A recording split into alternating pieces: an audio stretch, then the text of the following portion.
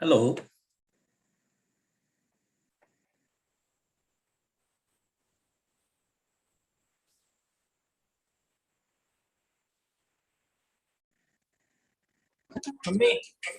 Mummy, Mika's how Yeah, you could have used this. Mika's. Mika's. You use the one which is. Huh? Mika's how? McDonald's, yeah.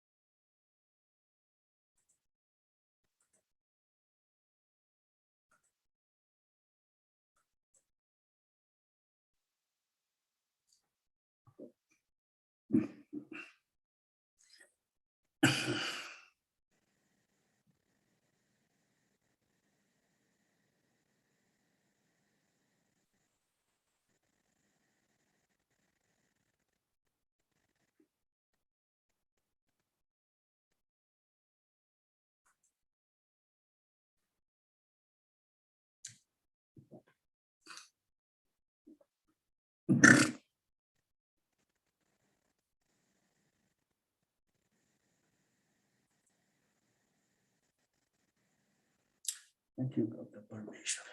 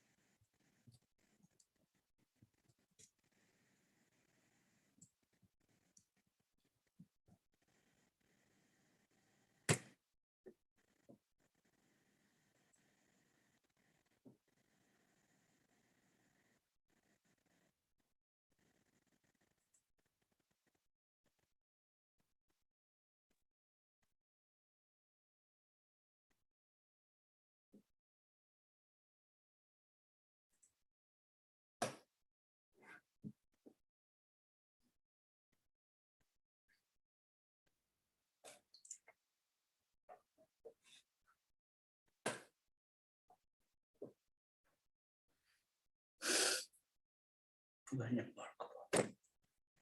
It's not my specialization.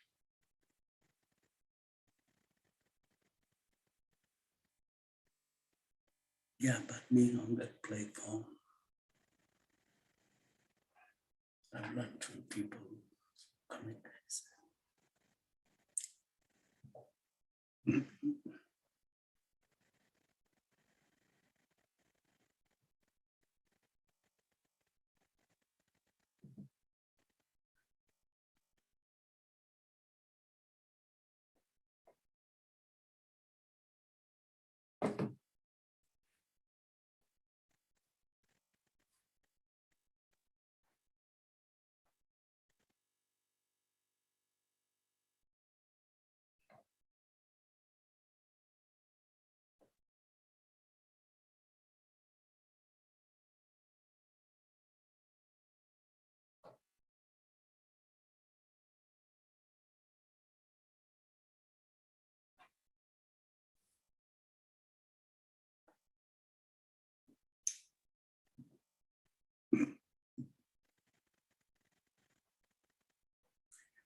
我可能是阳光一样。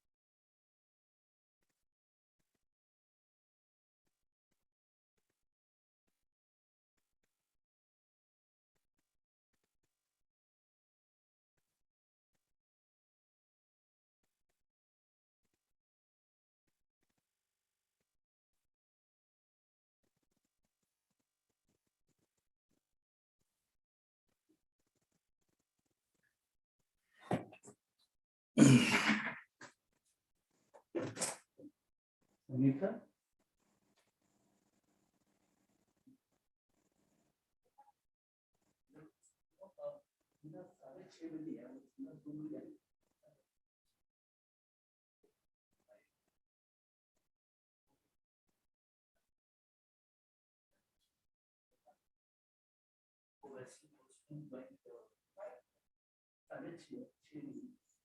Melbourne का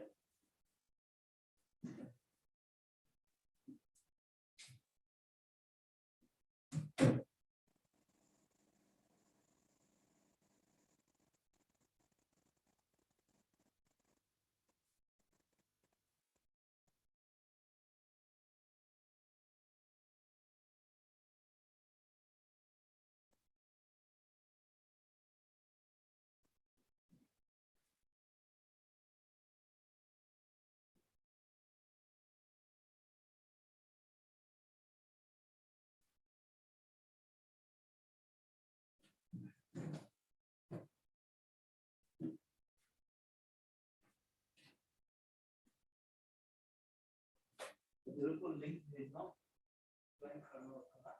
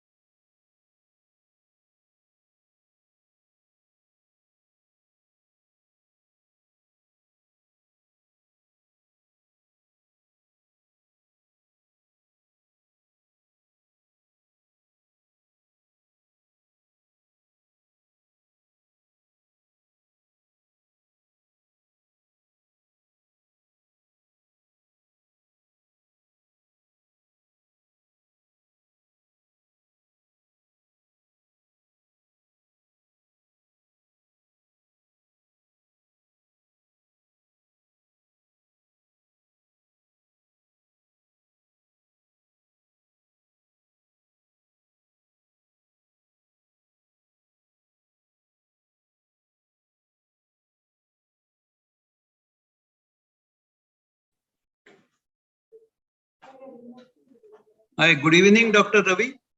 Good to see you. I think in Australia, this must be evening. Yeah, it is 6:30 now. Good evening, Professor Satish Agnihotra. How are you? Yeah, I'm fine. Thank you. Good to see you. My pleasure. My pleasure. I think there Thank are you members for- from various countries. Right. So you might be familiar with them. Yeah. How many people you are expecting in this presentation or webinar? This will be about 80.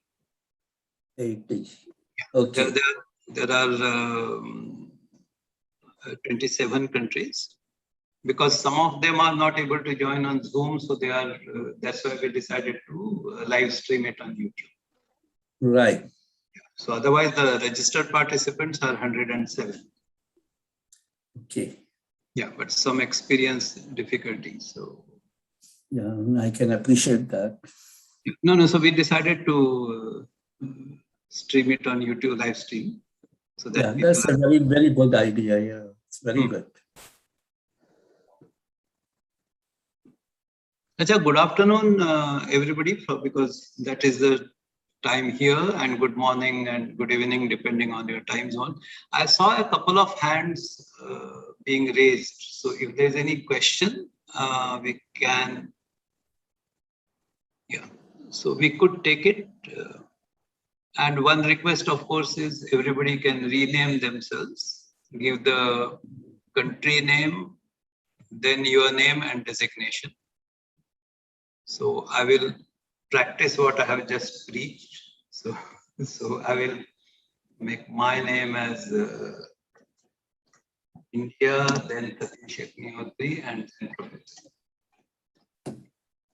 So you could see it happening on the screen as we speak.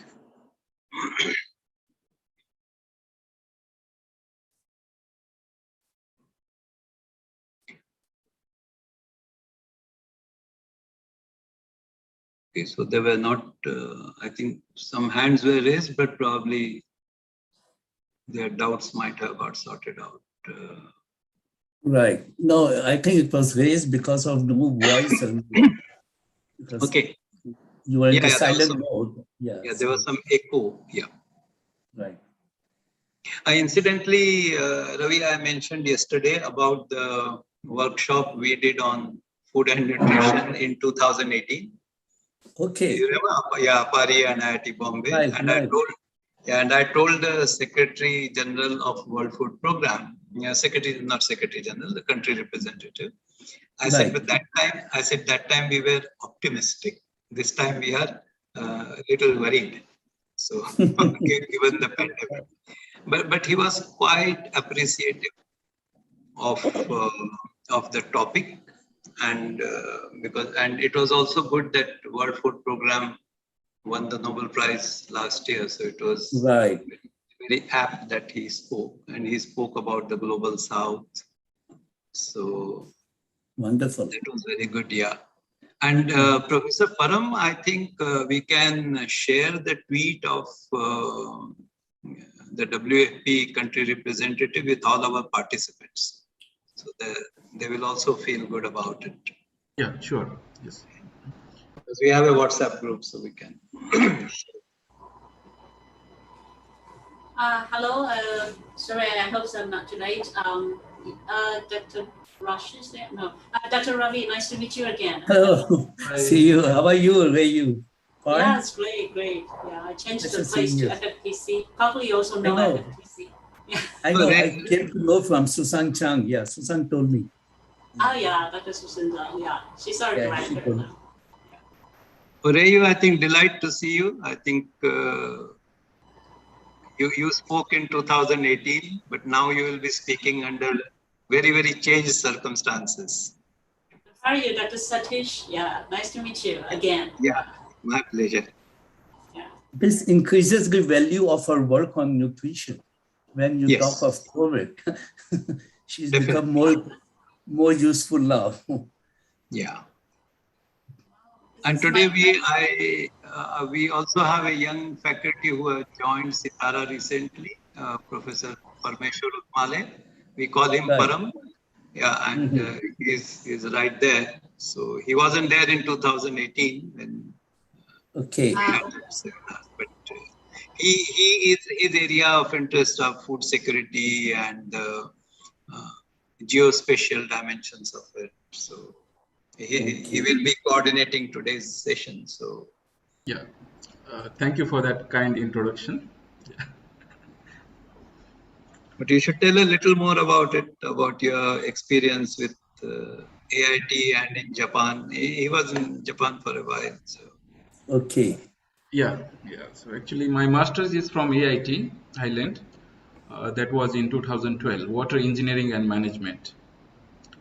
And from there, I got opportunity to do PhD with mixed scholarship from Japan. So I moved to University of Yamanashi to do my PhD in Integrated River Basin Management. And there, this food security also one of the research topic.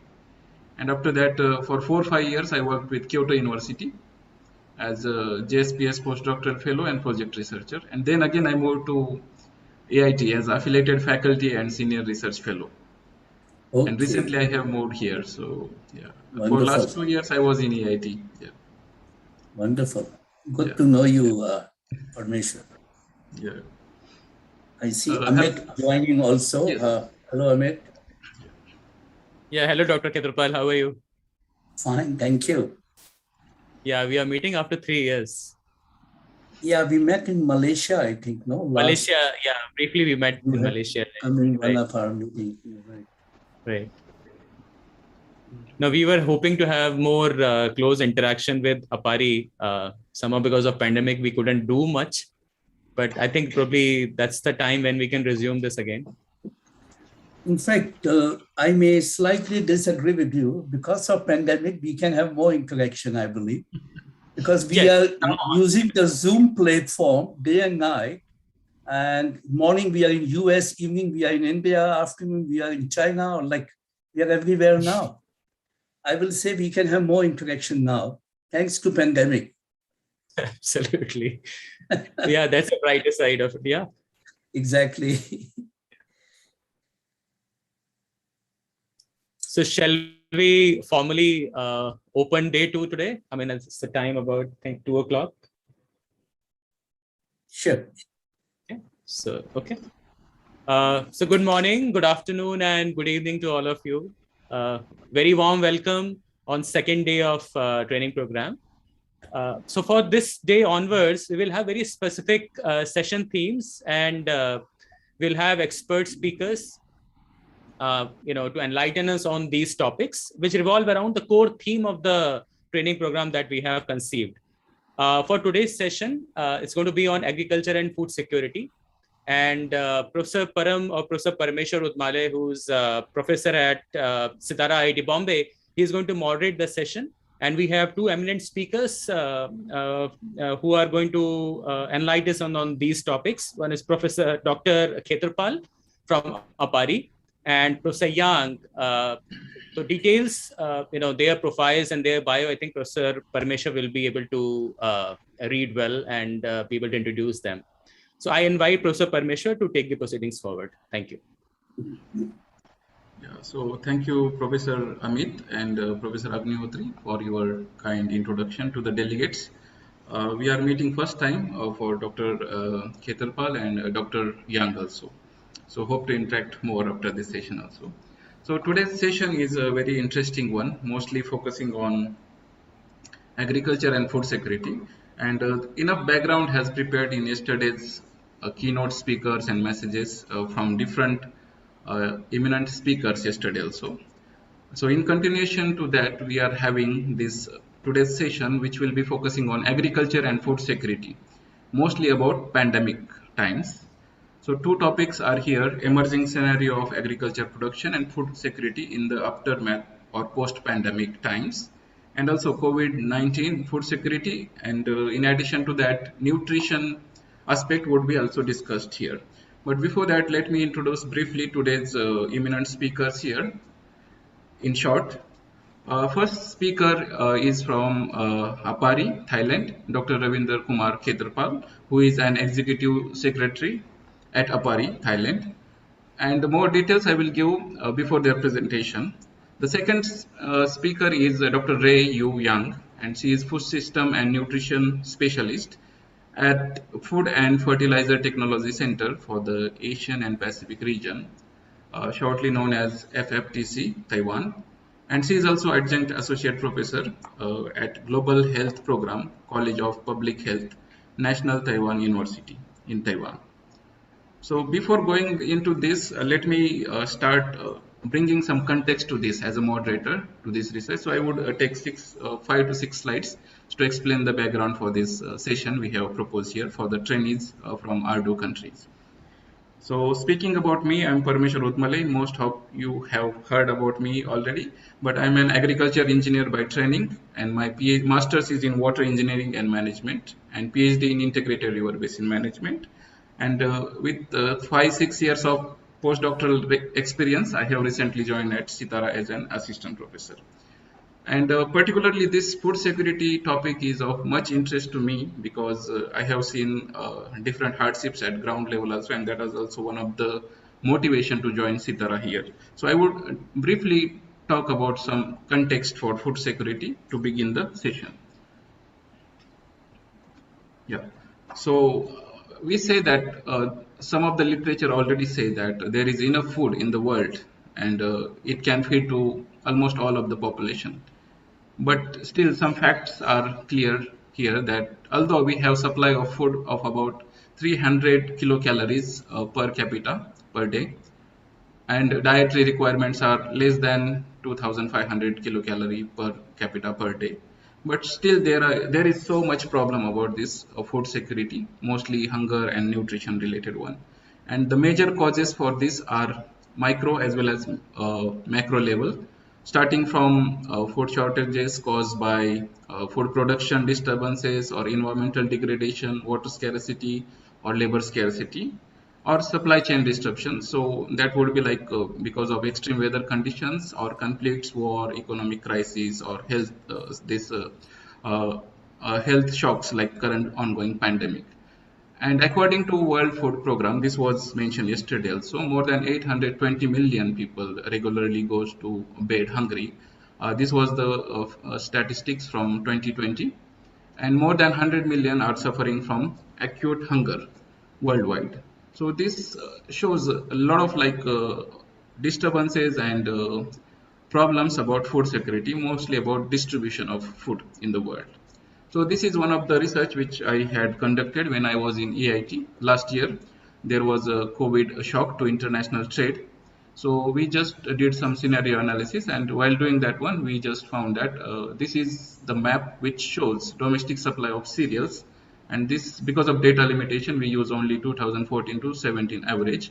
And this map here shows the per capita availability of cereal grains in these countries. And it is very evident from here that developed nations are quite well with their food security, mostly in terms of cereal grains. But this faint color here, faint blue color here, shows severe scarcity or per capita very less food supply, mostly in terms of cereal grains is here, mainly from African countries, Asian countries, and Latin America, including Mexico also. So this would be like a good justification for today's discussion also, mostly considering the participants from African and Asian continents.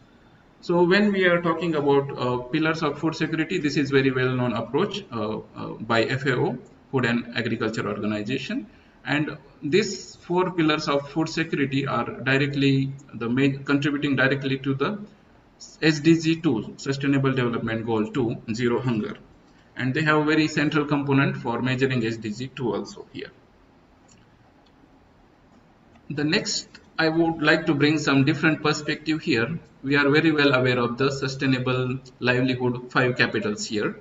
And these are by Scoons and Morse et al., published maybe two decades or 1 decade ago. And I'm taking this concept from there to bring the context of food security. So first is talking about these capitals. First is about natural capital, which may has natural resource stocks, including soil, water, and many other factors. Mostly rainfall also is one of the important component of hydrological cycle. So this is natural capital each country or locality may have. The second one is human capital, and not only human capital in terms of population, but skills, knowledge, and their skills, labor skills also. That also has health, physical health and physical capability component to measure the human capital of a country or locality. Third is economic. We all know about this one as cash or debt of that particular country. Then physical capital in terms of infrastructure. And then finally social capital, which was found to be very effective in Indian countries, like social support during the critical times of pandemic to each other. So these are the 5 capitals which define the sustainable livelihood. But let me make another perspective here. This is the perspective we were discussing with Professor Agnihotri and Professor Amit Arora in the beginning of this session. And when we put these 5 capitals here, social, physical, financial, natural, human, those are directly contributing in good condition and health. Those are directly contributing to food security in terms of availability, access, stability, and utilization, pillars of the food security. But we were just thinking that there are a lot of disturbances, and those disturbances could be classified into these 5 big C's, which we call as 5 big C's here. We can say coins, that may be counted as economic downturns. Then commerce, international trade. It was much speculated in the beginning of first wave of COVID also, that many countries were putting restrictions on the international trade. Then comes the conflicts and war, which is evident in present time also. We can see some of the countries are facing this problem. And then climate change. Much of the impact of climate change are visible, and very severe impacts can be seen. And the recent one is COVID-19 pandemic. So these all drivers of whether regional, global food security, we have coined under these 5 big C's here. So it would be, I think, equivalent to saying 5 capitals and 5 big C's driving the food security goal mainly. So this 5 capitals could be applied to other SDGs also, but current context is about the SDG 2. That's why we are focusing here. But another important factor highlighted here in our discussion was governance. This is the most crucial part of ensuring the food security, and that would be affecting the different circles of this conceptual framework here. So that also is important, and we will be developing this concept further after this training program. And this is the 2 more slides only to just bring the context. These are the context about potential factors which may be affected by COVID-19 shocks, and what are the implications of those shocks to the SDG. So during this study, we were saying potential factors likely, because this study was conducted in the beginning of first wave. And then now, after looking at the current situation, we can say this like highly likely or significantly affecting the macro level as well as micro level food security and nutrition. And these are the nodes of this potential major nodes which would be affecting the 4 pillars of dimensions of food security. And then overall, this trade restriction, agriculture production, stock depletion, transportation and logistics, which we all have experienced, then food prices, reduced income, loss of employment, and also another thing was health systems expenses caused to particular household, that additional burden, that also had significant impact on food security. So this was the initial thinking about this one, and we thought that this is going to be like significantly hamper the progress of SDG 2. So in this context, we also did some scenario-based hypothetical analysis. This is not actual modeling result, but hypothetical analysis. What if trade decreases, in import-export affected, production affected, then what would happen? And then in terms of cereal supply of major countries visible here. The blank points here are without data, so we are not showing that one here. But red color here can show that there will be significant difference or decrease in the supply of cereals when different nodes of the supply chains are affected. And again here, in terms of that supply, previously we saw the per capita supply of cereal grains, and here we are seeing the deficit caused by disruptions in the supply chain.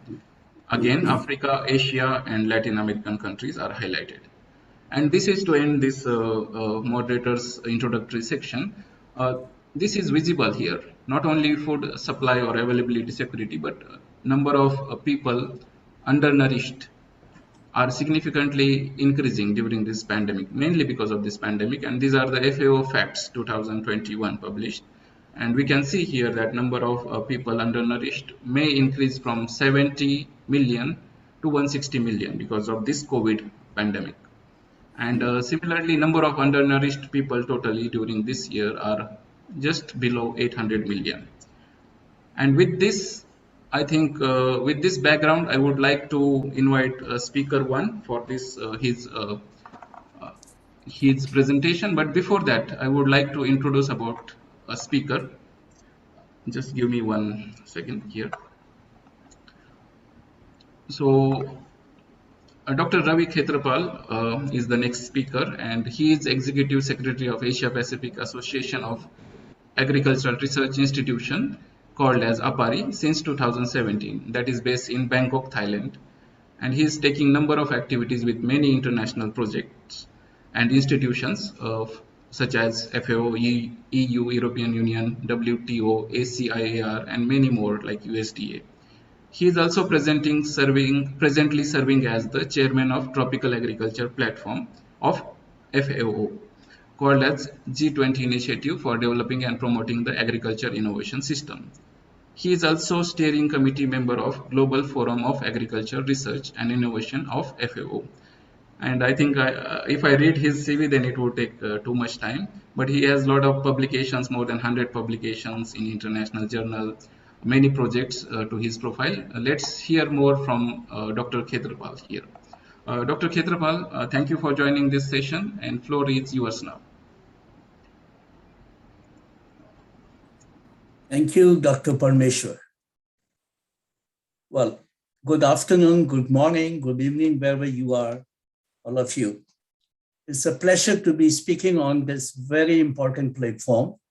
And at the outset, I would like to thank Professor Satish Agnihotri from IIT for having invited me for this very important training program of IIT and AARDO, and for giving me an opportunity to share with my thoughts on emerging scenario of agricultural production and food security in the aftermath of the COVID-19 pandemic. Well, I work for, as mentioned by Dr. Parmeshwar, APARI at Bangkok. Presently, I'm speaking from Melbourne, Australia, where I'm with my family and in the lockdown situation and cannot go back. But before I start my presentation, let me say, Dr. Parmeshwar has already summarized my talk. Rather, he is someone with the telepathy. He knew what I was going to speak. And I think in his few slides or PowerPoints, he summed up so well the whole scenario that you will find a lot of repetition in my presentation, and maybe also of Professor Ray Yu Yang, both of us who are complementing each other on food security and nutrition aspect post-pandemic. So to begin my presentation, I hope my PowerPoints are visible and I'm audible. Yeah, yes, sir. Yes, sir, it's visible. This is Dr. Khetrapal. It is very clear, visible, and on a lighter vein, instead of summing up your speech after your talk, Param has probably summed it up before your talk. That is interesting. Thank you for that. Okay. Now, I will be talking of a bit of a recap on general agriculture food security, which has been done vis-a-vis the SDGs. But I'll be spending some time on the dynamics of COVID-19, on Asia and Africa scenario in brief, and the need for policy shift, and a kind of a recommendations based on the policy shift and the way forward. So if you look at the, as a recap, the agriculture scenario as such, both Asia and Africa are having a domination of smallholder farmers. In Asia,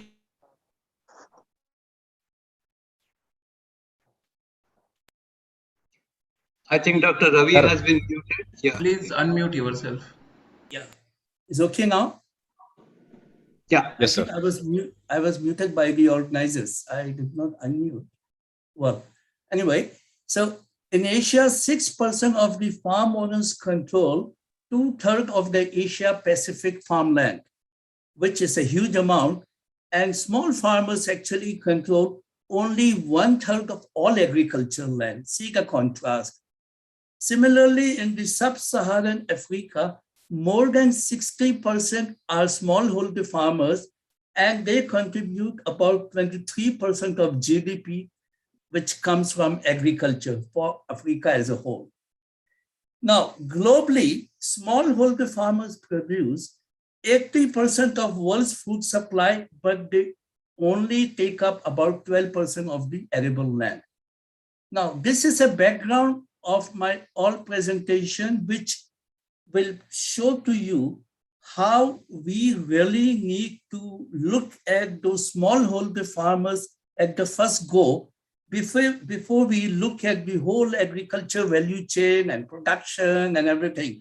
These are the key smallest denominators in abundance, which are most affected by COVID in the agricultural field.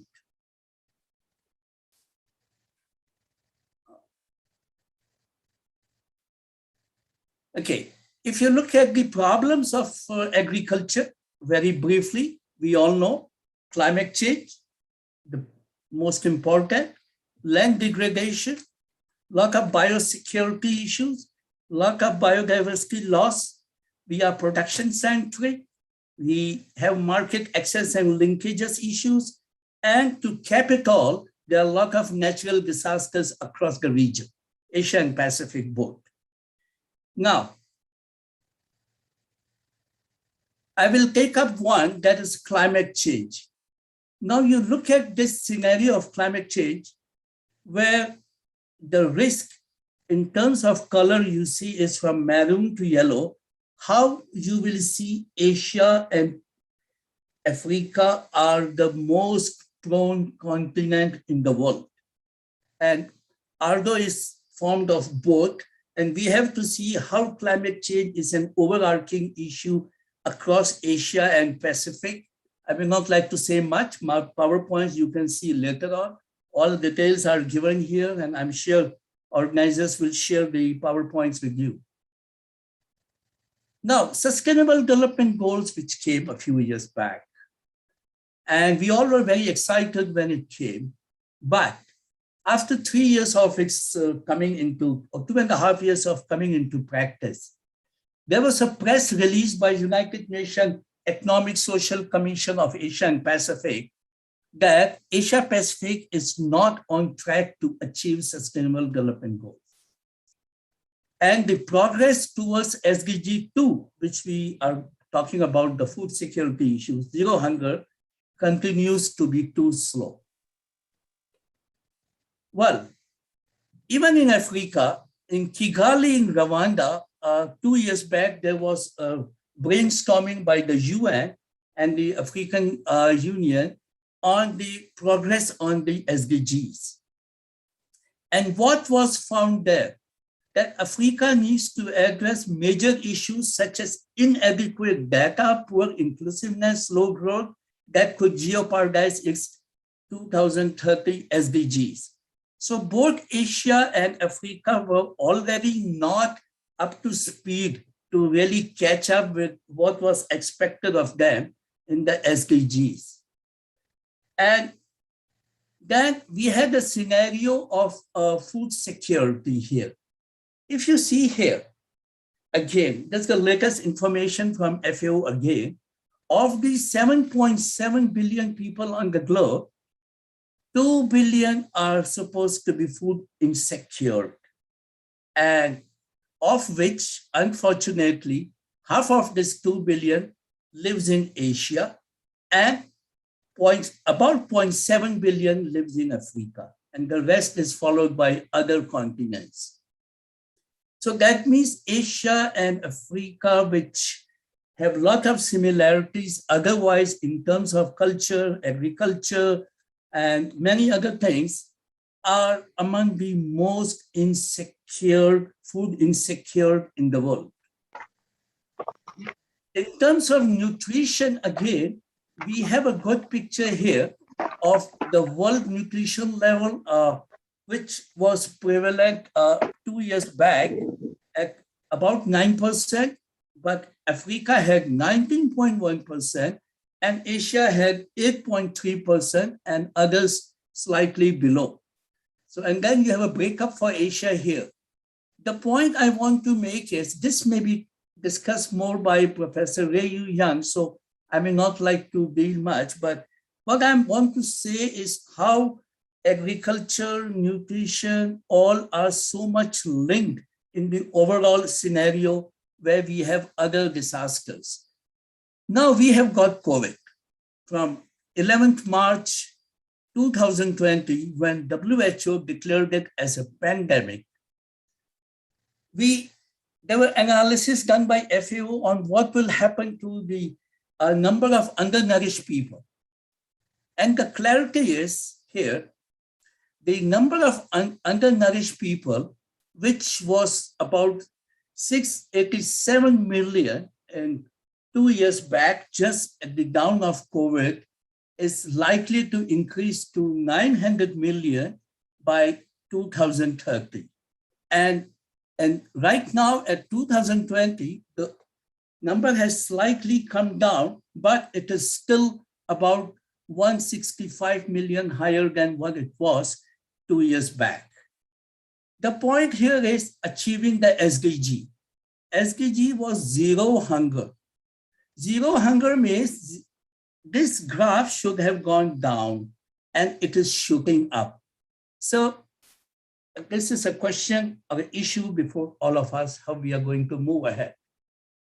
Now, many of you might have attended some of the sessions of the UN Food System Summit, which is for September now, this month. And what is said there? 2021 is going to be a bad year for world hunger. Today, 957 million people across 93 countries who do not have enough to eat, and the global humanitarian outlook projects around 240 million people in need of life-saving humanitarian action and protection this year. Most important point which came up from the UN Food System Summit a few days back is COVID-19, just like climate change, these two are highly globalized and dynamic and cannot be contained by one country, one institution, or one academic discipline. It requires countries and organizations to work together to identify and implement solutions.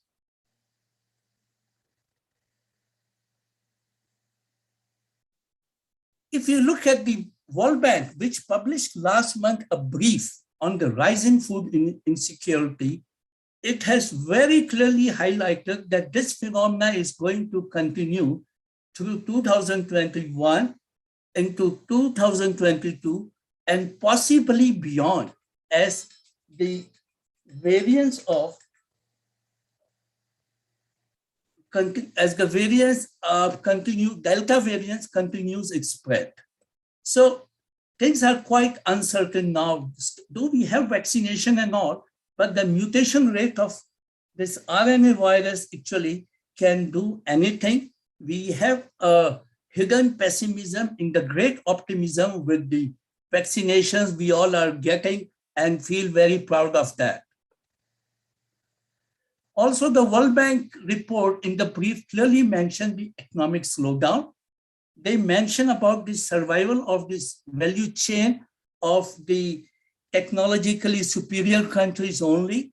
And they said in the post-pandemic scenario, how the use of new technologies, agricultural innovations, IoT, artificial intelligence, drones and all, how all this can be very decisive to have a new model of food commercialization.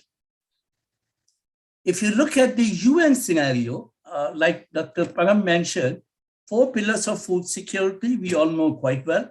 But this point we have to keep in mind, which is very important, that UN recognized the right to food in the Declaration of Human Rights long back, 60, 70 years back. And this is what is now being revoked by everyone.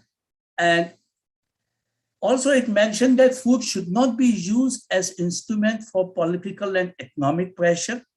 And there is a SDG, which is probably the global policy, and zero hunger is very crucial. And I just mentioned, is this possible in the real sense to achieve the SDG? I'm not going to answer anything, but I leave it open for you all. Now, coming to the COVID, let us not confuse that COVID-19, there's no evidence that impact of COVID-19 on food security, but COVID-19 does not impact the food as such. no evidence that food is a vector of transmission. That is a very important point to note. However, there are a lot of implications as have been highlighted. And at the same time, malnutrition, including obesity, increases vulnerability. And what COVID-19 has brought was a strict lockdown and physical distancing policies. But I would like to spend some time on the dynamics unleashed by the pandemic, which are affecting the food security and nutrition. We have a clear issue with a number of points like disruption of food supply chain and all. I will go to next PPT to explain it better.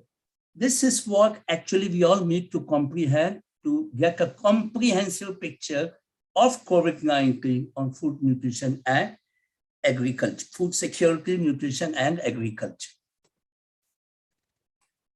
In fact, if you look at these dynamics, overlapping and reinforcing dynamics have emerged.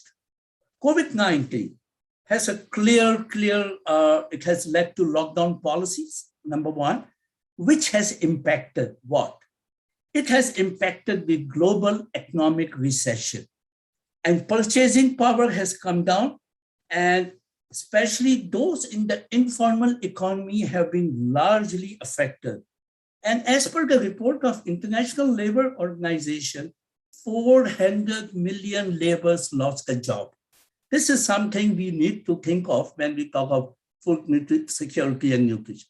400 million laborers lost the job as per ILO report.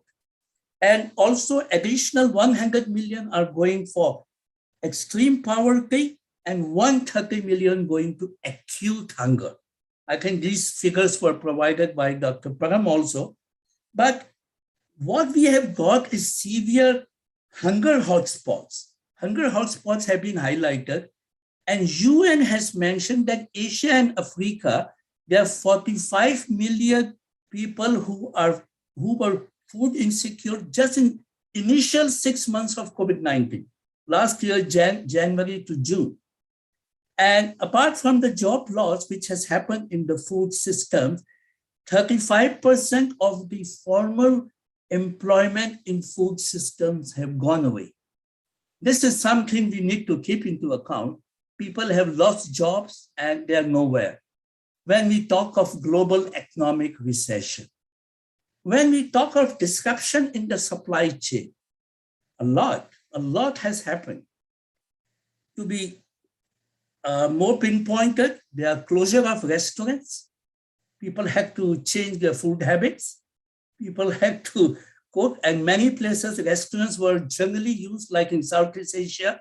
People normally eat street foods and they eat outside and all. So barring a place like India or other places in South Asia, Southeast Asia is more focused on restaurant-based breakfast to dinner, I should say. Now, food items were produced, but they had to dump it in the field. There was lack of storage facilities by many farmers, and that led to a heavy loss. International trade badly impacted. WTO actually tried a lot, but no flights, nothing. It really impacted the supply chain. This impacted those countries which were surviving on food import, highly vulnerable countries, the LDCs we call. And then illness of the workers, that was also like affecting the scale to go out for work, was affecting the supply chain. And so many things happened. These were some of the highlights. When you look at the global economic recession, I just mentioned, supply chain, I just mentioned, when you look at the disrupted social protection programs, they were highly affected. There were no school meals. We said people stay home, stay home. 370 million school children went hungry in the world, who were provided meals by the school. Did we ever think of it because we were in the lockdown situation? United Nations Commission on Africa, it came up with a figure that Africa needs 100 billion US dollar to finance its health and safety net response. $100 billion required by Africa. The only good thing was the G20 countries with whom we work a lot, being on the tropical agriculture platform, which is a G20 initiative. G20 actually professed or promoted the freezing of the debt payment of the about 73 poorest countries in the world, which the G7 agreed upon. This was a slight relief in the disrupted social protection, but it will have a long-term implication. Now, if you take the widening social equities or the inequalities, deepening social inequalities, this affected rights as well as access to basic needs, food, water, healthcare. You know, as per the WHO report, 1/3 people in Asia and Africa do not have access to safe water. Already workers are unsafe who are in the informal sector. And what are we telling them? Wash your hand, wash your face, do social distancing. We cannot think what has happened in the rural areas where these basic things were not provided. And since we had the agriculture depending on the migrant laborers, they come from poor villages, places to the urban or the bigger villages for working with the big farms, big farmers, these migrant laborers are generally casual laborers. And they do not know what are their rights and what are not. So there have been a lot of difficulties with the livelihood and life itself of these migrant laborers. And the maximum burden fell on the women folk.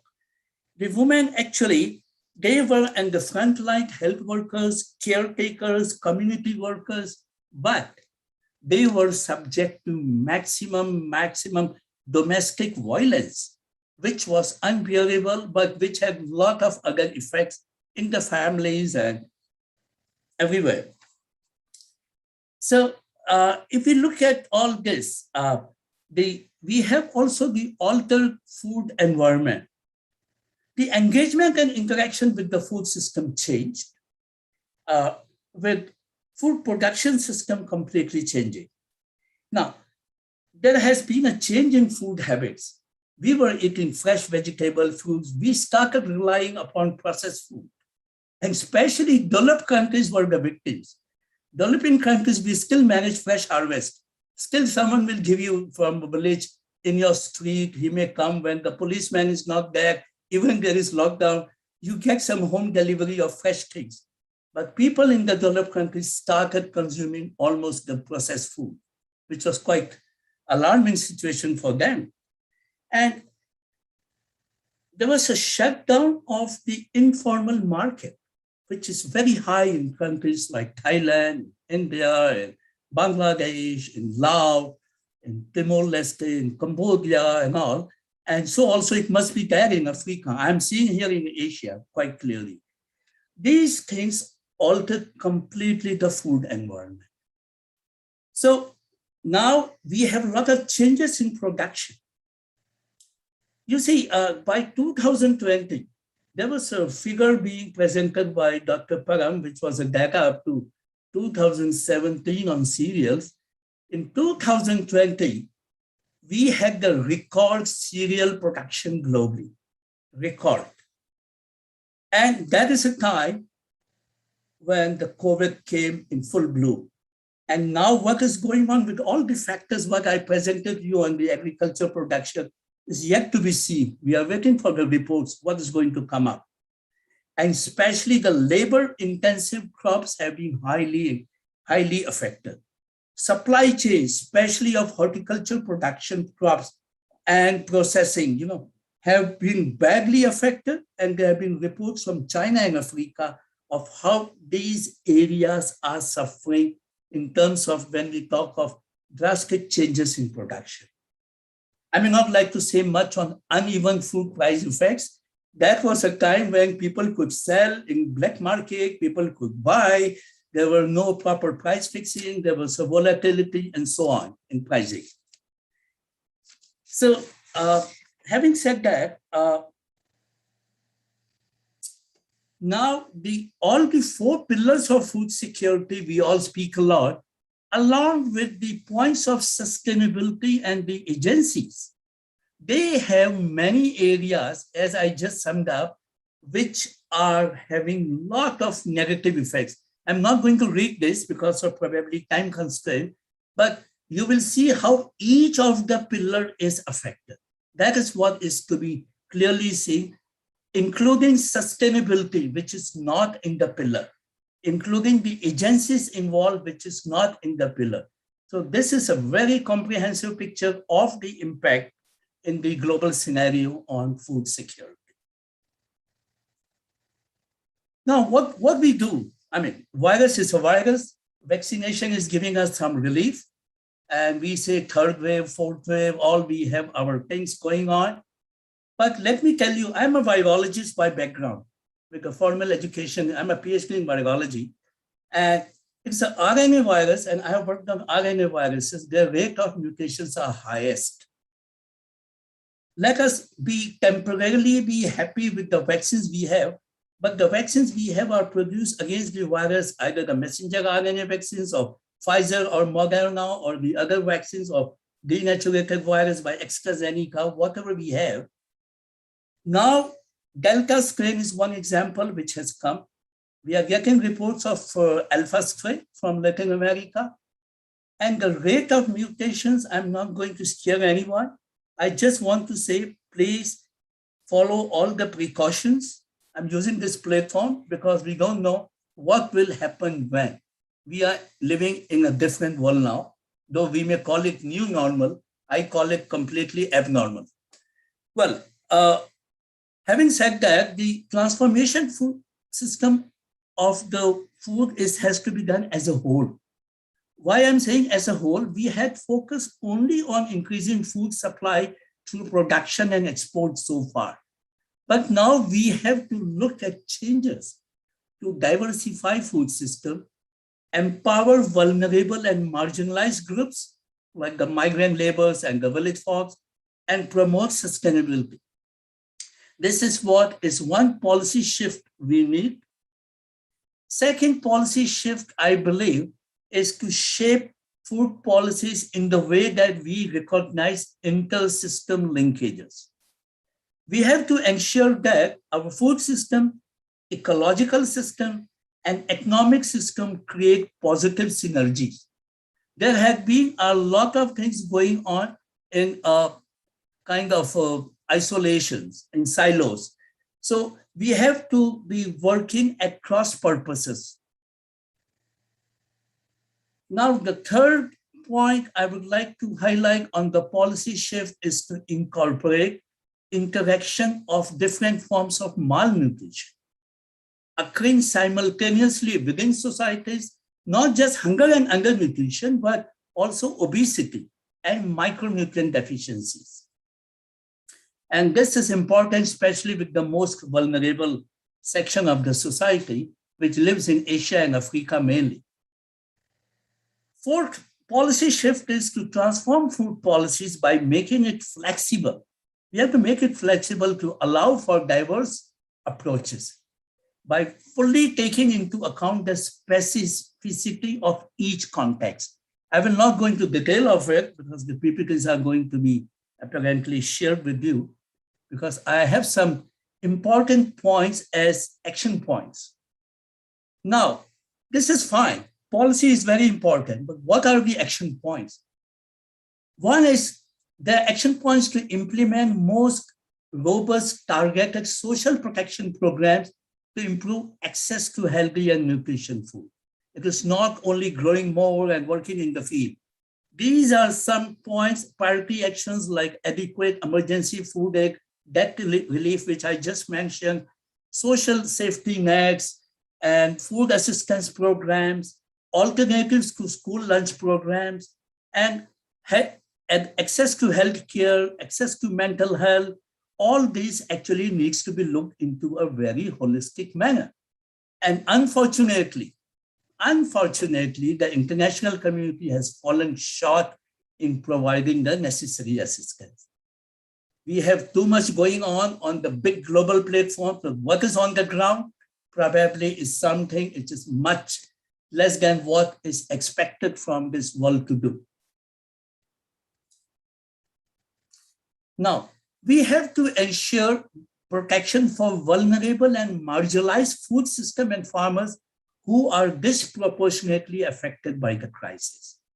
So there are some specific recommendations: workers' right, for example, full protection of workers, and special attention to migrant workers and all, which I have listed here. I'm not going to read all. And also we need to provide better protection to the countries that depend on food import. Discourage food export restrictions. Some countries stopped export during the initial phase of COVID-19, especially of the staple food like rice and wheat. They felt they will be short of supply if the world is coming to an end. And there were countries who were really depending upon the food imports suffered a lot. And we need to provide policy support and space and support to countries seeking to improve their domestic food production, which again needs attention. And we need to really look at the long-term grain storage capacity of the countries which have suffered the most. Similarly, at the policy space, we need to strengthen and coordinate responses to the COVID-19 pandemic on the food systems.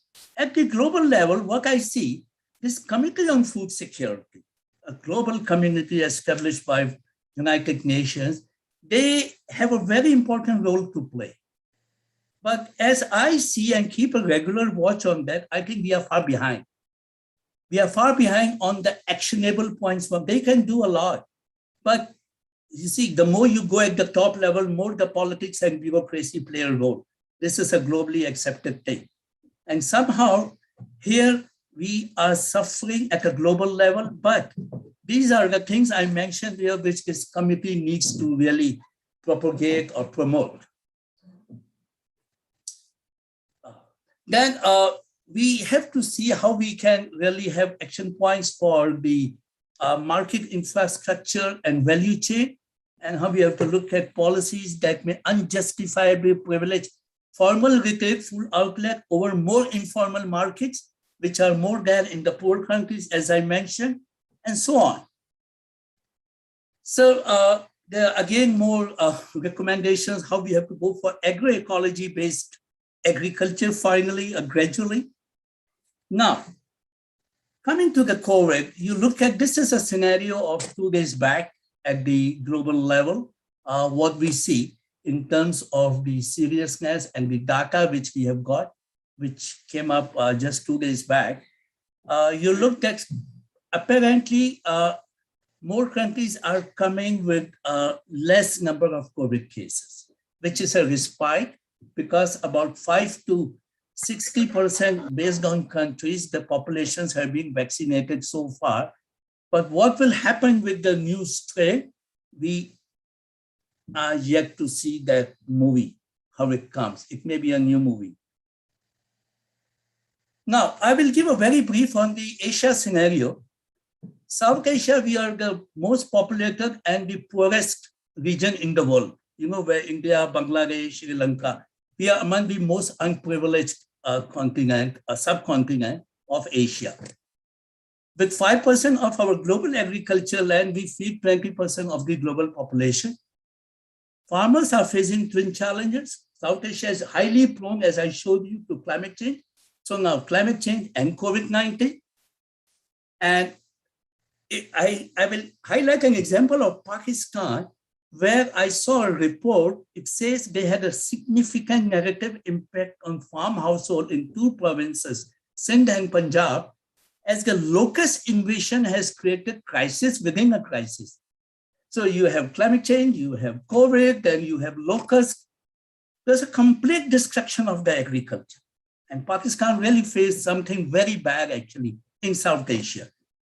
So now let us look at this calamity to take it into an opportunity which is there to use these disruptive forces of COVID-19 pandemic and the associated recovery policies to accelerate transition to a more sustainable and resilient food system. We have to improve the food system. Now we have more reasons to do it. Earlier we said, oh, there's a problem of biodiversity, biosecurity, disaster. Then we said, no, climate change. Now we have COVID-19. It can be, there may be a locust, which is a bonus, negative bonus, or maybe fall armyworm, or other biosecurity issues which may come into play.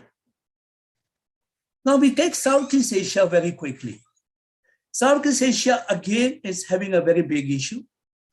And 2% decrease in GDP of the Southeast Asia, which is equal to the about $4 billion US has been speculated, and ensuring a systematic transformation of agriculture system into resilient, sustainable, productive, and inclusive food system would be crucial for Southeast Asia.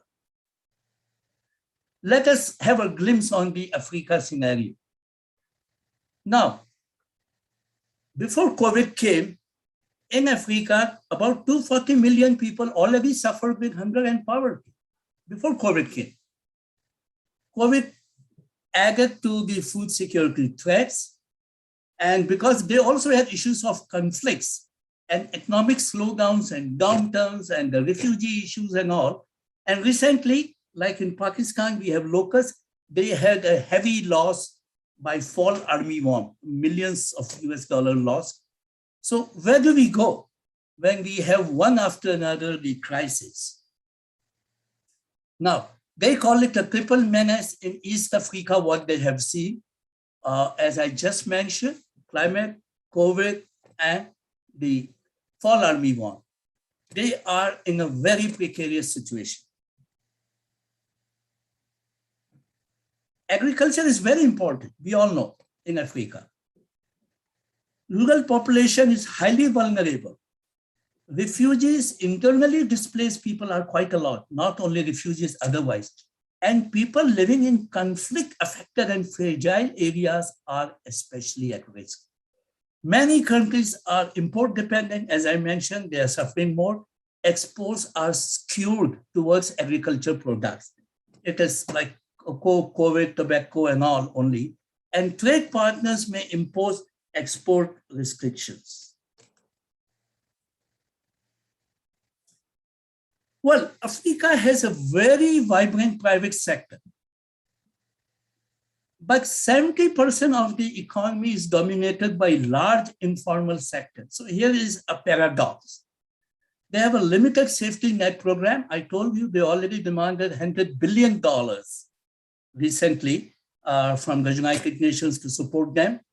And of course, United Nations Economic Commission for Africa forecast a contraction of 2% in Africa's GDP growth, also like in Southeast Asia. So there's going to be a lot of loss in the food system, jobs, livelihood and all. I think I leave it here. And of course, I will not also highlight much. This is self-explanatory. 194 countries, schools were closed, and 368 million children were devoid of the food or nutritious food, very poor people. Now, global food security has not been able to address the structural problem of economic access to food. It's a structural problem. Already you have a problem. Now, the factors affecting food security during COVID-19 pandemic is the same as the deepest structural problem of global food security. Low income, we need to keep in mind. We don't need to invent a new global food security objective. Absolutely not required. Because it is only that our problems have become doubled or tripled. And so what we need is, we need a stronger emphasis on poverty reduction and raising the wages of low-income households. And the structural adjustment is the most fundamental step to recover from COVID-19 crisis and to avoid possible future food security crisis. This is a report which has come up through a high-level panel of experts which were appointed by the Committee of Food Security to see how we have to move forward in the COVID scenario. So a global agriculture and food security program has come up, which is a multilateral financing instrument by World Bank, World Food Program, Asian Development Bank, African Development Bank, and one or two more organizations. So they are trying to support the smallholder farmers, that is a RISFI, how they will come up with their plans to help in the post-COVID scenario, unfortunately, is yet to be seen, though they have done a lot in the least developed economies like Myanmar, Cambodia, and Timor-Leste. So these funds which they have, which is in billions, are delivered through partnership with multi-development agencies and private sector actors with presence and expertise on the ground. This is something we have to look at the macroeconomics level. Now the challenge of all this in terms of production, I think is in agriculture is the need for innovation. I will not speak much on it. Development communities challenged with complex development needs now. We need to encourage more of the technological and organizational innovations.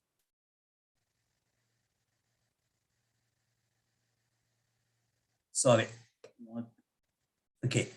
And we have actually developed a whole system of agriculture innovation system, which, because agriculture involves complex interactions among stakeholders, and it has become more complex due to COVID-19 at multiple levels. Agriculture innovation needs a system perspective. So we have come up with a systems perspective. I am leave the slide here.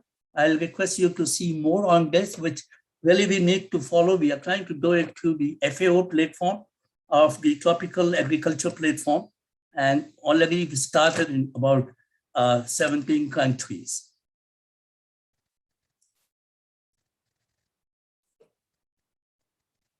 I'm sorry, I'm not able to move my PowerPoint further.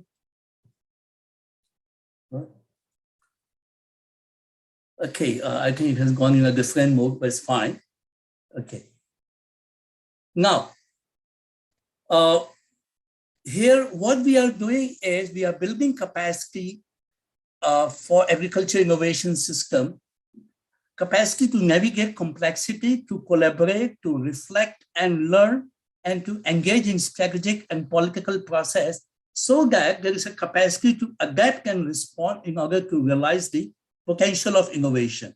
And there we are trying to build the functional capacities at 3 levels: individual capacity, institutional capacity, and the organizational capacity, which is at the enabling environment level, which looks at policies and all.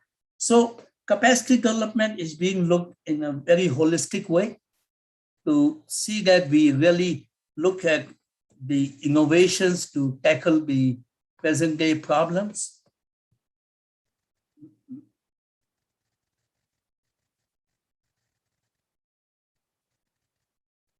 Okay,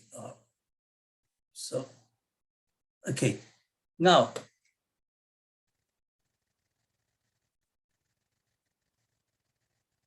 I will like to end my talk here by just saying, as a way forward, let us not get caught napping next time. This time we were caught napping when COVID came, because most of us were not prepared to face such biological disasters.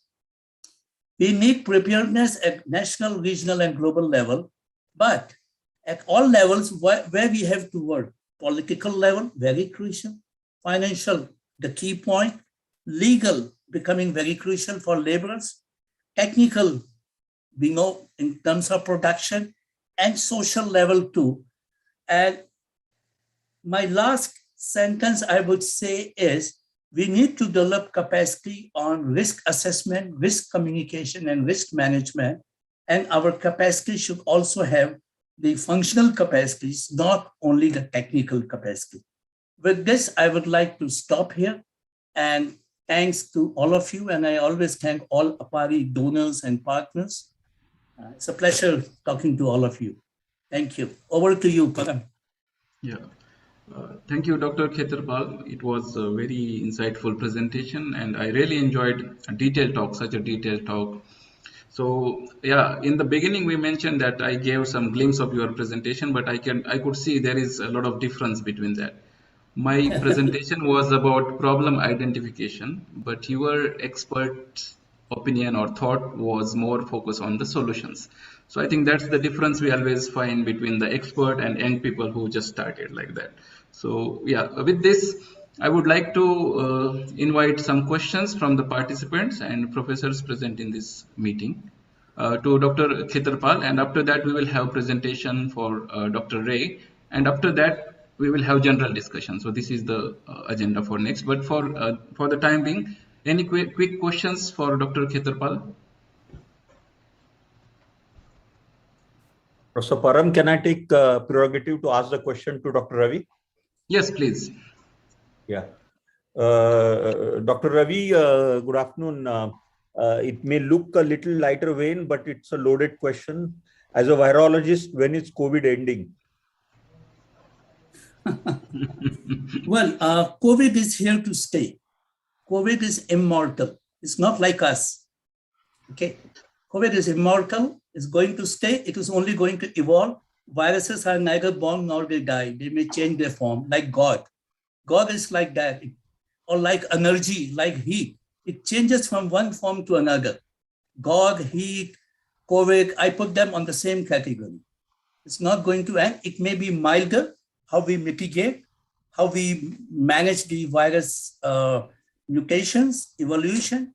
That is all. You have flu, you have cold, common cold. Has it gone?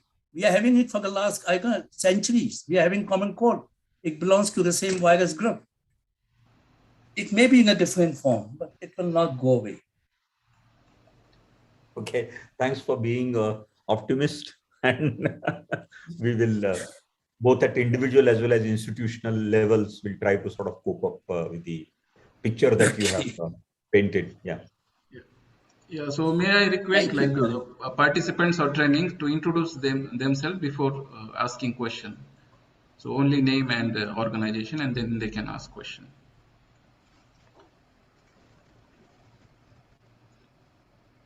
Yeah, there is a hand raised by someone, Dr. Muhammad from Syria.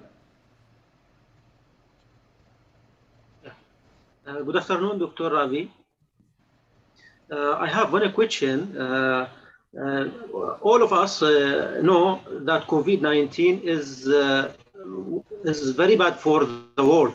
But last year, they took from the satellites a picture for all the world. It was more clearer. So this is a photo shared told us to that there is no more change in the climate. I'm sorry, if I could get your question right, you are linking COVID-19 incidents with climate change? Yeah. Yes. Am I right? Yes. My question: if the world is more clear, the weather became more clear in last year. I got it. Yeah. Weather.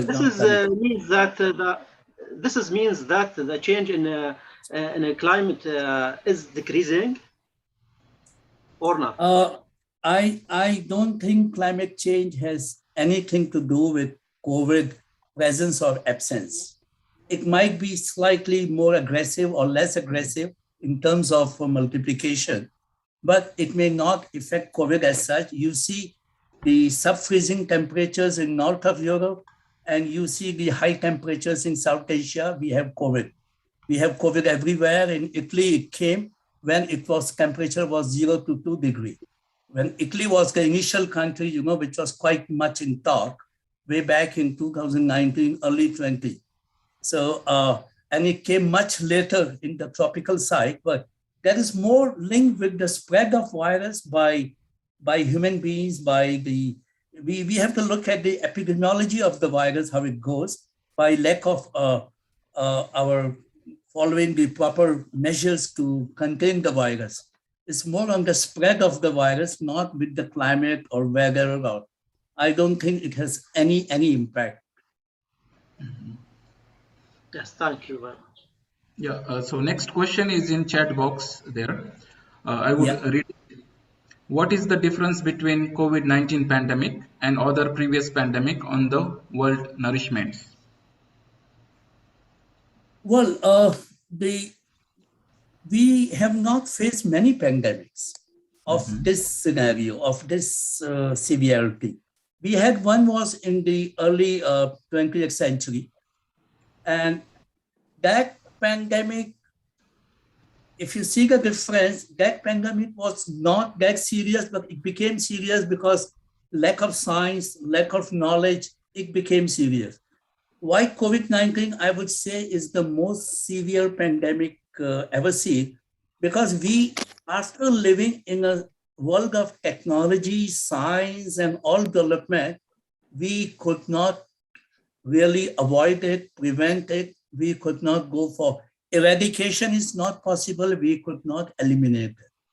And we normally in such pandemic, we depend on the right epidemiological factors, which epidemiology was not much known, not much done, or politicians don't listen to epidemiologists. I don't know who announced the lockdowns or no lockdowns or some relief measures.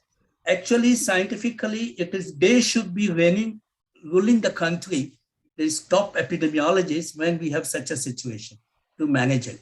So half of the things were not scientifically done, but yes, a lot of things were done. I'm talking about the developing countries, but there were countries who managed quite well. Like you look at Taiwan, only recently they got COVID. Initially, they were rated #1 in the world in managing COVID. But finally, they also came in the grip. There are flights and people coming and slip in the quarantine.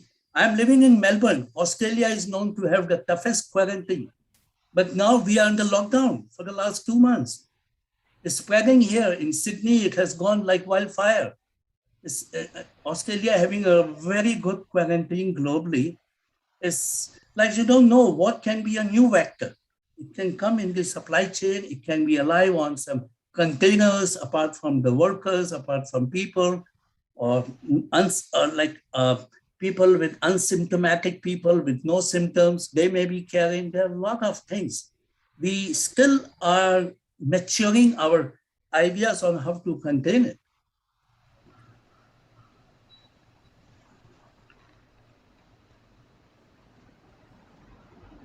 Yeah, over to you, Param.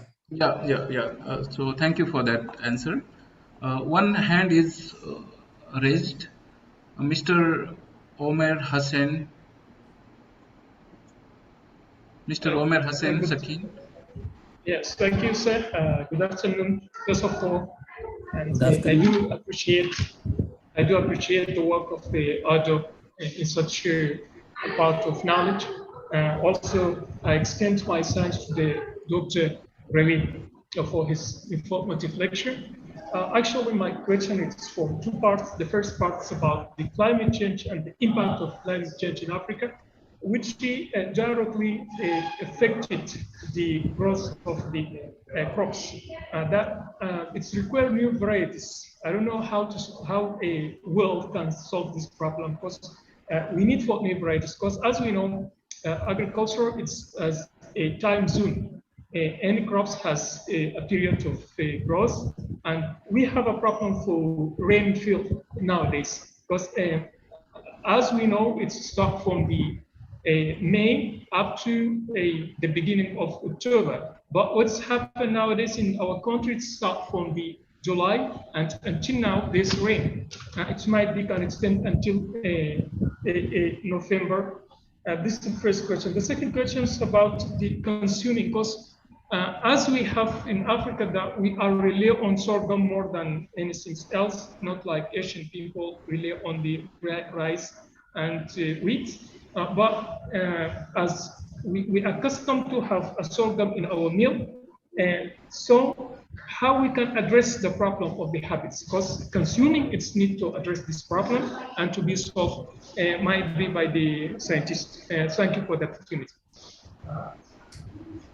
Yeah, thank you, Mr. Omar Hassan, for the question. I think your questions are slightly beyond the things related to COVID-19. It's more focused on climate change, but that is equally important subject. I may like to respond with my limited knowledge here. First of all, climate change can bring less rain, or it can bring more rains, or it can bring, climate change doesn't mean that we are going to more and more tropical, or the climate change means something erratic is going to happen. And we have seen the storms, we have seen the tornadoes, we have seen across the world now, not only in Africa or Asia, we have these things happening. How we manage the cropping system, and especially the millet, sorghum, which is a staple food for many of you. I think here a lot of work is now being done.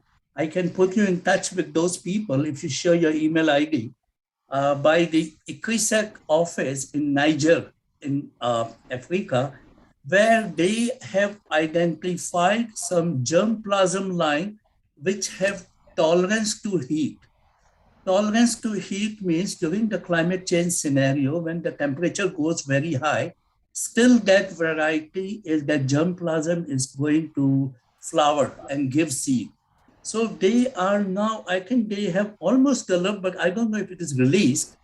IITB has also got the World Food Prize, last week, if you know, because of many work, but this was one of the work I was going to.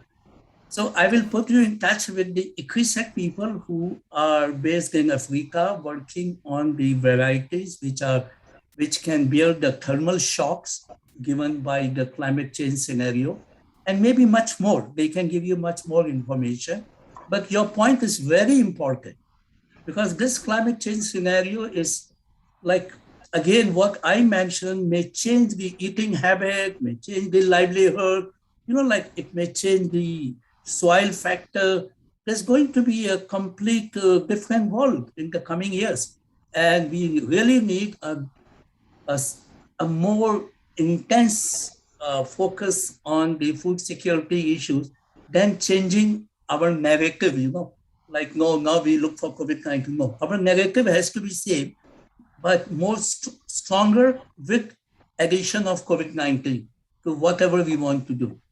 Because the negative synergy of all these factors are really creating havoc globally.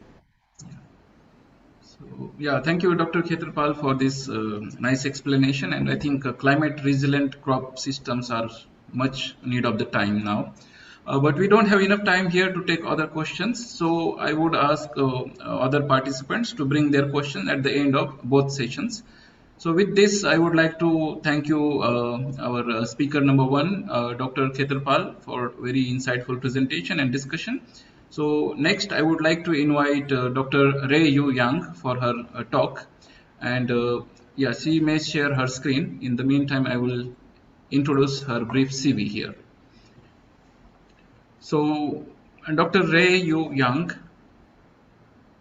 is a food system and nutrition specialist at Food and Fertilizer Technology Center for the Asian and Pacific region, known as FFTC in Taiwan.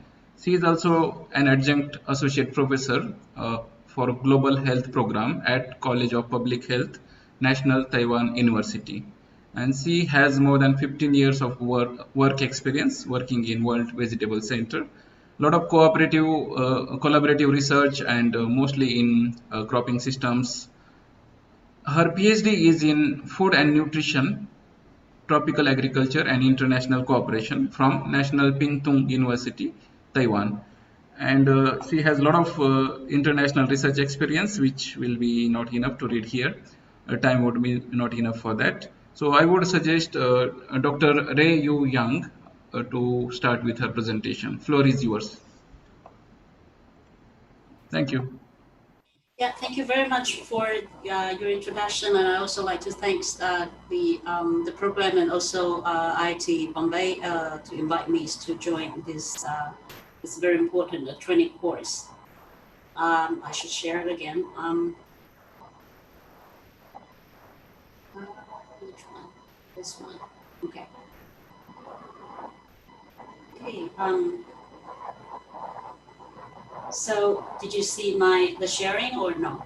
Yes, yes, it's visible. It's visible, okay. Yeah. Because I have two screens, so I don't know which screen is being shared. Okay. No, it's very clear and properly visible. So you could go into presentation mode. Okay, so yeah, that's fine. Okay. Right. So currently, I work full time for the Food and Fertilizer Technology Center for the Asian and Pacific region. This is in Taipei, in Taiwan. Previously, I worked for another international organization that is World Festival Center as a nutritionist. At the same time, right now, I also join as an adjunct associate professor for the global health programs that is in the National Taiwan University, also in Taipei. So basically, this lecture actually I was given some time ago at the National Taiwan University, the global health program. So take this opportunity, I also like to share with you in this program. I think this is quite worth it. I also noticed some of the topics actually quite presented well the previous two speakers, and also particularly Dr. Ravi, you have already mentioned the fourth one about impact of COVID-19 on food security and nutrition. We quote quite similar kind of information resources. So I might focus on some of the part. Particularly the zoonosis and the importance of One Health, this concept. And I might also skip the food security and nutrition, the basic concept. I think most of you have that already. I'd like to mention a bit the future challenge of food and agriculture, and then what are the sustainable healthy diets. Then go through very quick about the impact of COVID-19, about the food security, and what will be the policy response. Okay, so many of the information for the first few slides, I used the information from the COVID-19 Global Health Food Security that is published from IITB in Washington, D.C. So these are the table, this is the important example of the recent pandemic zoonosis, not previous one. And you also can see that actually the recent years, it's more frequent come out of this outbreak. Before the humans' history is maybe 100 years, and then long time ago, we don't know. But the recent years, 10 years, 5 years, then we have all this zoonosis. So for example, these are the examples like HIV, everybody know. And then the primary animal host are primates. Okay. So this has been caused global with a major burden in Africa. But not only that, it's actually the whole global, and that is in late 90s to present. And we also heard the Ebola, that it's primary, could be from from bats, and also that mostly happened in Africa and also the Central East to West. Nipah also is from bats. And then the amplifying animal host is pigs. And then that happens more in the Southeast Asia. SARS, in Taiwan also we have SARS. That is what we learn a lot. And then also these countries can also help have the pretty good measures for the COVID-19. It's from bats. Then the MERS, and then COVID-19. And then currently we also have the flu. We have from the wild birds, and we have the swine flu that is from pigs. And some are global, some are regional. And we actually also expect could be a new norm that have outbreaks coming. Nobody can say that, okay, we have kind of a certain kind of actions and all the things, this kind of things stop, because it's actually becoming more frequent. So what might change regarding the frequency of the pathogens immersed in the primary animal host and subsequent transmissions to humans and domestic animals? Okay. So basically there are the changes, there are definitely root reasons, and then that cause the changes, particularly like, for example, in land use, including extension of the human settlements and agricultural lands. And those are, and we also increase the contact between human and wild animal host species because we need their land. They're supposed before is separated, but now we have more interactions because we need the land for agriculture. And that we also, in the whole world, now our populations increasing, and particularly in part of Africa and Asia, is saturating. And so that means because we use land and we also use the resources from forest for hunting and also for bush meat for consumption. We also use these materials as a traditional medicines and trade, and also we have international trade. For some emerging zoonoses, the spread of infections domestic animals species is the key factor. Okay. Not only that we go to, if the population is low, and then we just sometimes visit, go to do the hunting and use the bush meat, and probably not a big store issues, but another issue is we actually have the domesticate the animals, and we have livestock, we have poultry, we have pig, and we have many things. They actually become the transmission hosts. Okay. Otherwise, sometimes the species jump to human. It's not so easy, but if we can have a transmission, that could easy to carry those vectors. And also overall increasing human population, urbanization, and rising incomes are changing Africa and Asia in fundamental ways. And what does this mean, the rising incomes? Because the major change could be dramatic increase, the air transport, the trades, interactions, all of things. That caused the lot of interaction compared to before that we don't have contact with the wildlife, but then we have more in higher density, and also particularly the international travel. So now we can see that the population density and compared to the poultry, the pigs, and also ruminants in Africa and Asia. So this is the human population density. We can see more color, brown color is more higher in density. And then this is for poultry, this is pig, and then ruminants like cows and goats. Okay, so very high densities here and also in Asia area. So basically the Asia area is high in the populations. We can also see the poultries in some of the Asia area and also some Africa regions.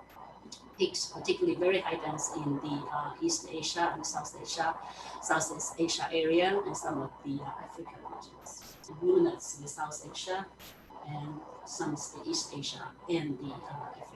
Sub-Saharan African regions.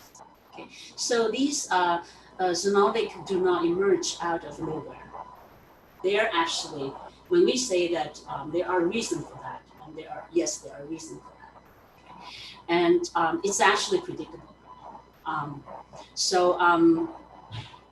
There are some questions about climate change, and also, so later I will touch a little bit about climate change, nutrition, and healthy diets, and see that how people may need to really change fundamental that be able to respond to that. It's not a one response and then we can stop things. It's actually a substantial changes that we need.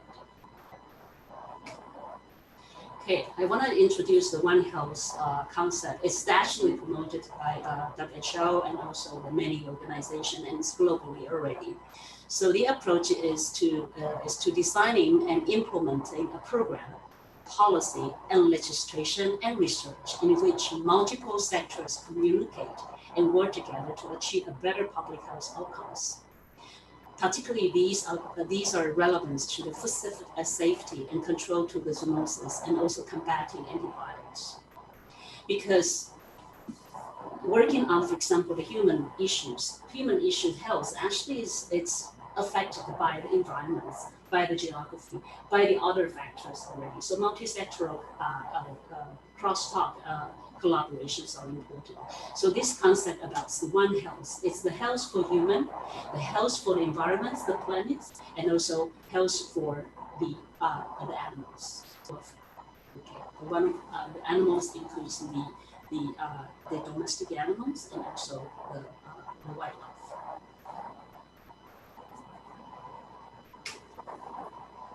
So in terms of the security, I think it's been talked about the very important, the 4 pillar: availability, accessibility, utilization, and stability.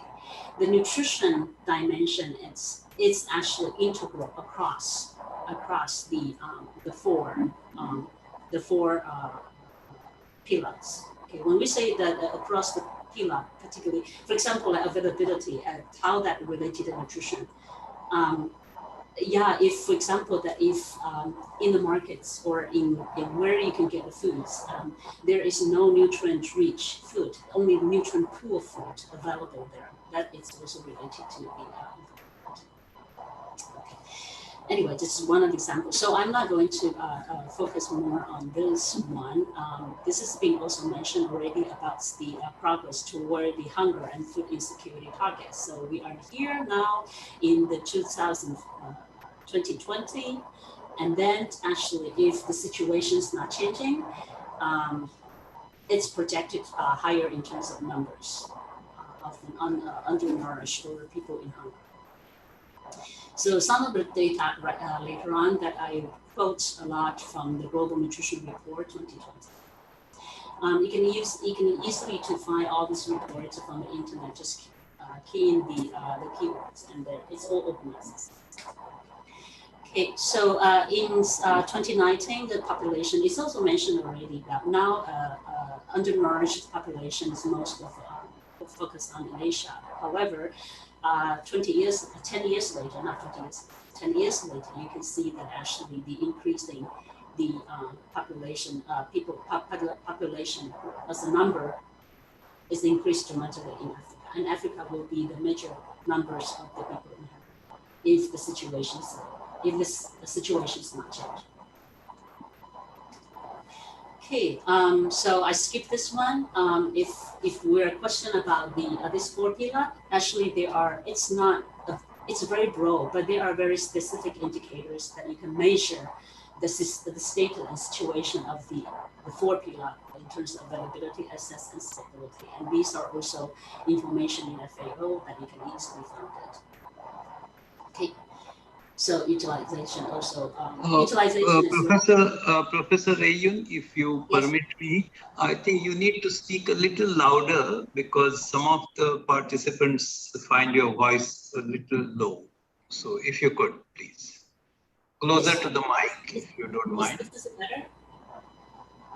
Is this better or no? No? Little louder, please. Okay, let me, is this louder, better? Yeah, yeah. Okay, let me choose another microphone and see if this is the one. Okay, is this better? It's okay, it's okay. Oh, yes, this is far better.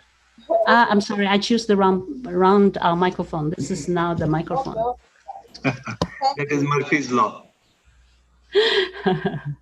Okay, so sorry for that, yeah. This is the Global Nutrition Status report from 2016. Later, I'll give the update in 2020. But this one is easy to understand. The left side here, it's the more the undernourished, undernutrition part. So out of the 7 billion total population, actually you can see that 2 billion are micronutrient malnutrition, and about 800 million are calorie deficiencies. That is actually, we said it's in severe hunger. And about 159 million children under 5 are stunted, and then 50 million children under 5 are wasted. And then why we are using the children's data, because these are the groups, the most vulnerable group. So normally the nutrition indicators will use the populations the most vulnerable. Okay. So another side, actually, this is double burden now, the nutrition status. Double burden means one is undernutrition, another one, and sometimes we say overnutrition, but it's actually, it's overconsumption of poor diets. that will cause the overweight and also chronic diseases. So in terms of this data, only look at from this one is only look at the adults. So out of the 5 billion adults worldwide, about 2 billion are overweight and obesity. Okay, and about 1/12 they have a type 2 diabetes. And for the children, about 41 million children under 5 are overweight. So this is basically the double burden of malnutrition. Both sides are malnutrition. We consider malnutrition. It's not happen one type of nutrition in one country. No, it's actually coexistent in the countries. So I give, these are more updated data from the report of 2020, the Global Nutrition Report. So basically the progress toward global nutrition target is too slow and deeply unfair. Okay, most of it happen actually for the resources poor population. And particularly the global patterns are high significant inequalities between and within the countries. Okay, so you also can hear that on the previous presentation, equity is being mentioned and highlighted a lot. And a lot of sometimes this kind of disasters and problems, and it's more impact on the resource poor populations. Okay. Right, and then these are another side, like I chose the two sides. One is the undernutrition, another is overconsumption of poor diets. So this is a diet-related non-communicable diseases we call the NCD targets. So then we use these are the 4 major indicators. One is the salt intake. So the global nutrition target, it hopes that we can reduce the salt intake. So currently it's 5.6 gram. And then also blood pressure. The blood pressure is very much related to the heart diseases, and so far it's in the number one cause of death. Okay, and then also the adult obesity is one of the indicators, and adult diabetes is one of. Okay, let's see the progress. Okay, so global nutrition and diet related, particularly for the diet related global NCD, non-communicable diseases targets. And so we hope that we can reduce 30% of salt intake, and can also reduce the 25% that a population that have raised the blood pressure. And also we can stop the rise in diabetes and obesity. This is the expectation and also the targets. But in terms of the progress, we can see the color. The color darker blue is on course, and then the light blue is some progress, and the orange color it's no progress or worsen. So you can see that these are it's the malnutrition in terms of the undernutrition, anemia, the numbers of exclusive breastfeeding, childhood stunting, overweight, and wasting. So these are being mentioned about before, that they are also the nutrition status indicators. So you can see that actually anemia is still a very high, this is in terms of numbers of countries. Many countries and major countries still didn't make any progress. Okay, and the other countries, some are on make progress for this the blue color, and however still some of the countries that did not. But when we look at the nutrition related to NCD, non-communicable diseases, most of the countries did not achieve its targets. Okay. These are just a concept, because later on I will bring into view about the nutrition security. And so this is currently the status. And then, okay, I would like to introduce a little bit the food system. Yeah, also be mentioned about the previous food system is very complex. It includes like a food supply chain here. However, food system is not only the food supply chain and then consumption. It's actually food supply chain is the key there, but that also include the whole food environments that can influence the food supply chain. And they are drivers, including the biophysical environments, innovation technologies, the political, economic, and social cultural factor, and also demographic factors, even in the household or family levels. Food securities factors. And of course, the supply chain that's starting from the production, the harvesting, to the storage and marketing and processing, packaging, to the distribution and retail, until that it reach the consumers. Okay, and the consumer, it's also quite complex, because it's really related to consumer behavior. It's not the foods are available and then we can assume that people will take it and we have a better nutrition, because it's even available and people do not like it and not fit into their preference, and the foods will not reach to the people. Okay, so consumer behavior in terms of knowledge, in terms of how to choose the right food, the healthy food, it's all matters. And even you choose the food, how to prepare that, and it also matters. And then all of that, it will affect the diet in terms of quantity, quality, diversity, and safety. So these topics, it's in the consumption level, utilization level, and all interlinked. Overall, with all these factors were then draw to the nutrition and health outcomes until that is over impact. So when we're talking about nutrition security, it's really a complex. Sometimes we said, okay, we have one solution, two solutions, we work together. Sometimes you don't see the results because they might affected by the other factors and drivers. Some are positive drivers, some are negative drivers, might affect your measure and also affects the policy and also the practice. Okay. So put in a simpler way, this is a list in the Global Nutrition Report. In a simpler way, it's the same to that diagram. Of course, food supply chain, okay, include the preparation, production, and storage, distribution, processing, packaging, and the retail and marketing. Then the environments of influence that supply chain. Okay, and then how the consumer's level, the consumer's behaviors, food choice. And those are related to the different categories, economic levels, knowledge and cognitive levels, and also in other situations. Okay, all right. Not go to the very detail. Then how change is in the food systems, inequality in food system can restrict access to the healthy and dietable diets. Good nutrition, we need a good diet. So if the food system, it's not healthy, and then you might not have a healthy diet. So for example, that existing agricultural system may limit the production of diverse crop. So if the current food systems, in the systems, the crops are agricultural product is monotone. It's major focus on the stable food and not enough diverse diet. And we know that nutrition, in terms of to meet the nutritional requirements, we need a diverse kind of food to provide you all kinds of macronutrients, micronutrients. We need a diverse food.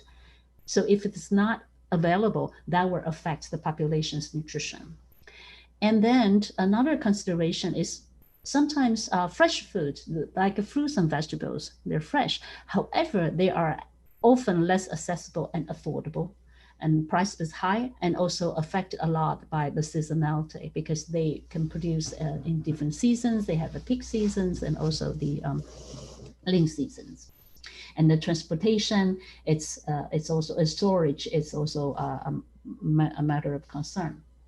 Many processed foods do not meet international recommendation on salt, sugar, and fat levels.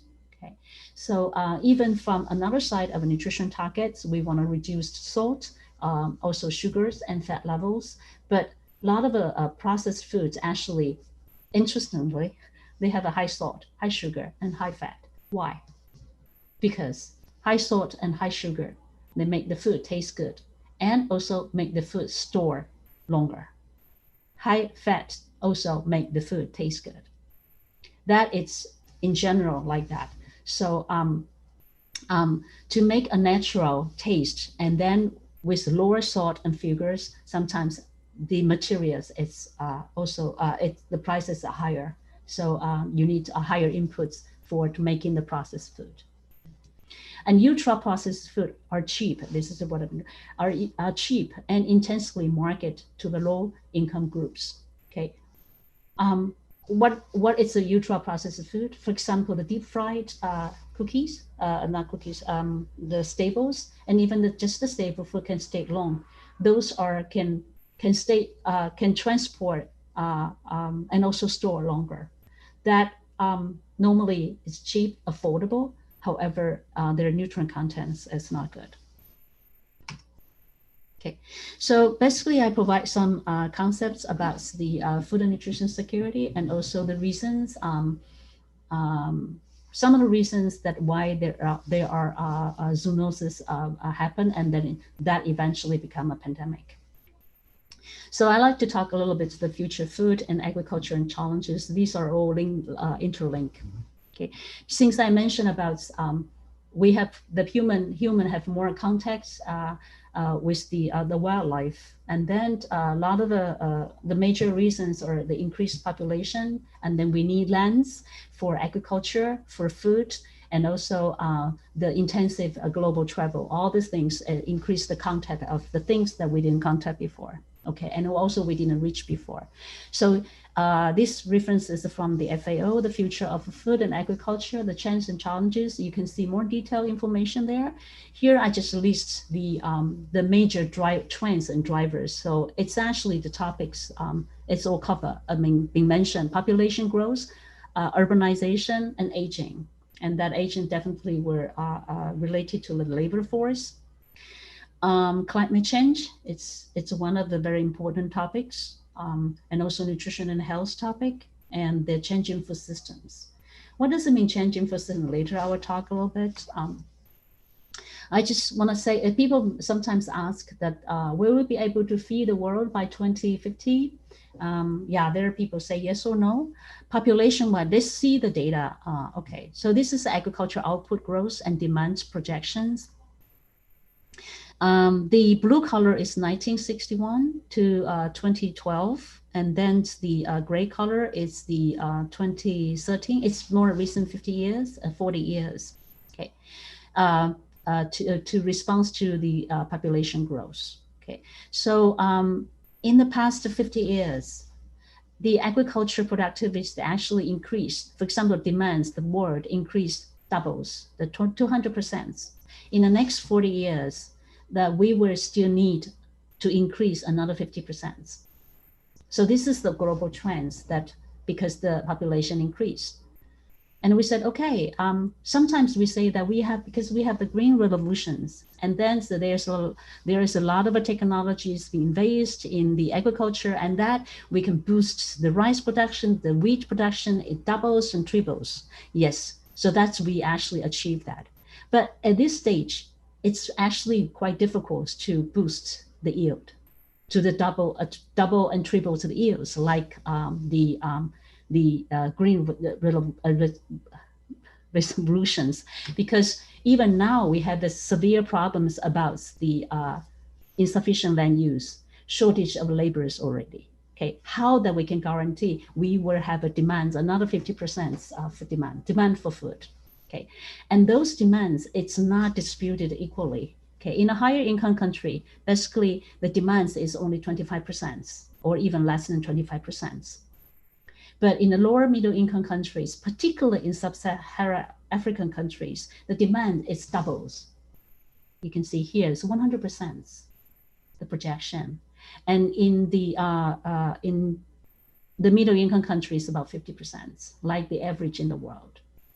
So how can we, at this situation right now in 2020, we still can double our food to feed the food, increased population? This is a question.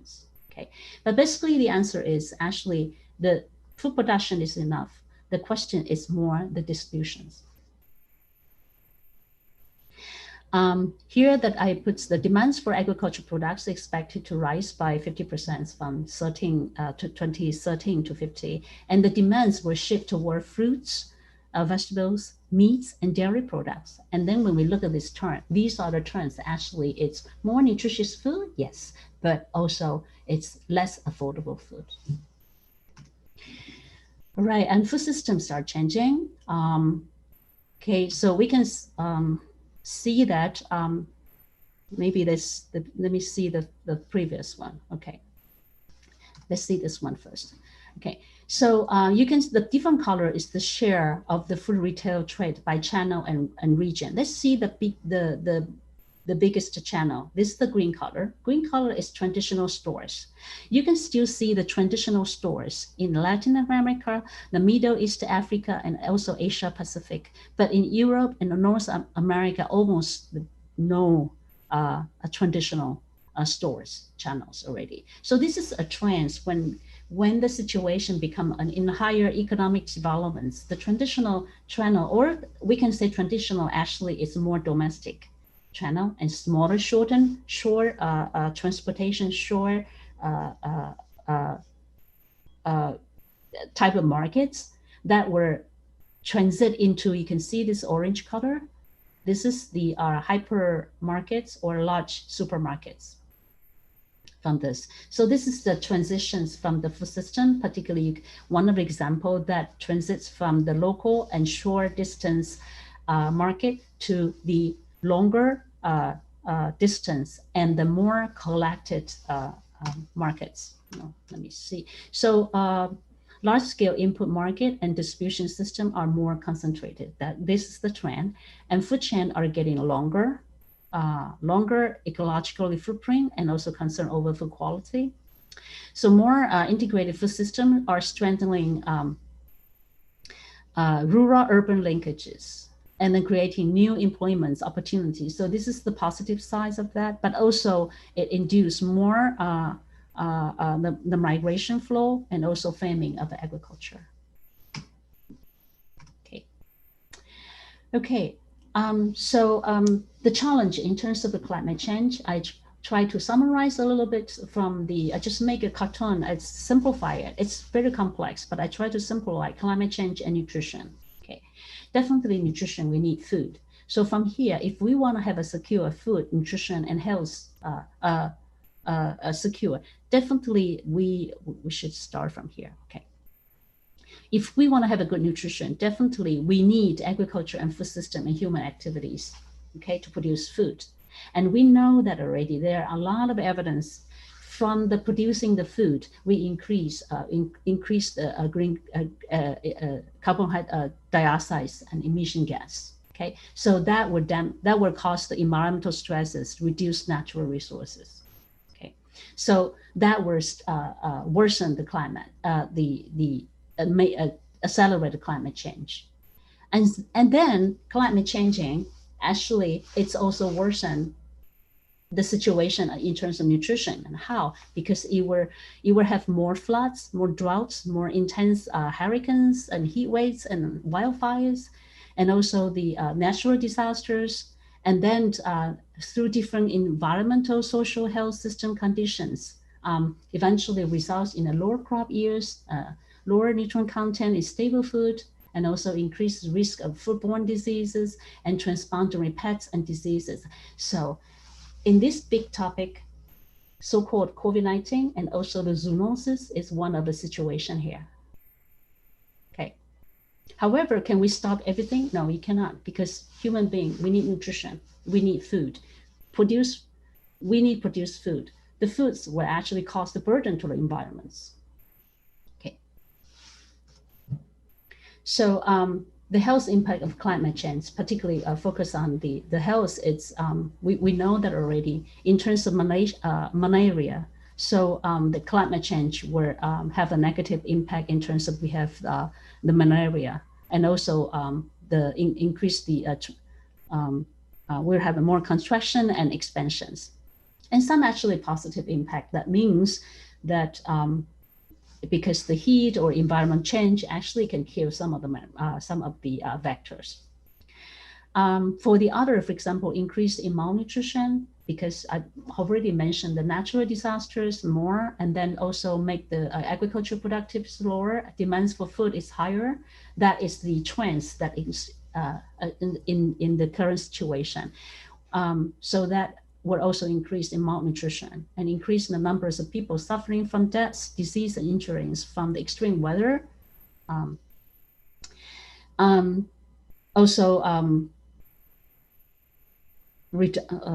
For this one, it's the positive side, reduction of coal-related deaths. Okay, so overall, the climate change not only affects the agriculture production, food production, it also have the health impacts.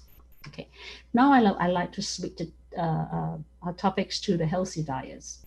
Okay, as we know that actually later on I would link with the COVID-19, because all this COVID-19 will affect the food security in terms of affects the food systems that will affect the nutrition. Okay, and so healthy diets. Okay, so everybody need healthy diets. What are the healthy diets? To simplify it again, this is the list. This is the bullet points highlighted in the World WHO. So a healthy diet helps protect against malnutrition in all forms, as well as non-communicable diseases, including diabetes, heart disease, and stroke, and cancer. And there are 5 keys to the healthy diets. First is for the baby, so breastfed babies and young children. Okay, so for children, a young baby, particularly for the first 6 months, exclusive breastfeeding is very important. Okay, for the others, eat a variety of foods. That is the principle. Okay, and eat plenty of vegetables and fruits, and eat moderate amounts of fats and oils, and eat less salt and sugars. So this is being a very simple, easy to remember, and the principle of healthy diets.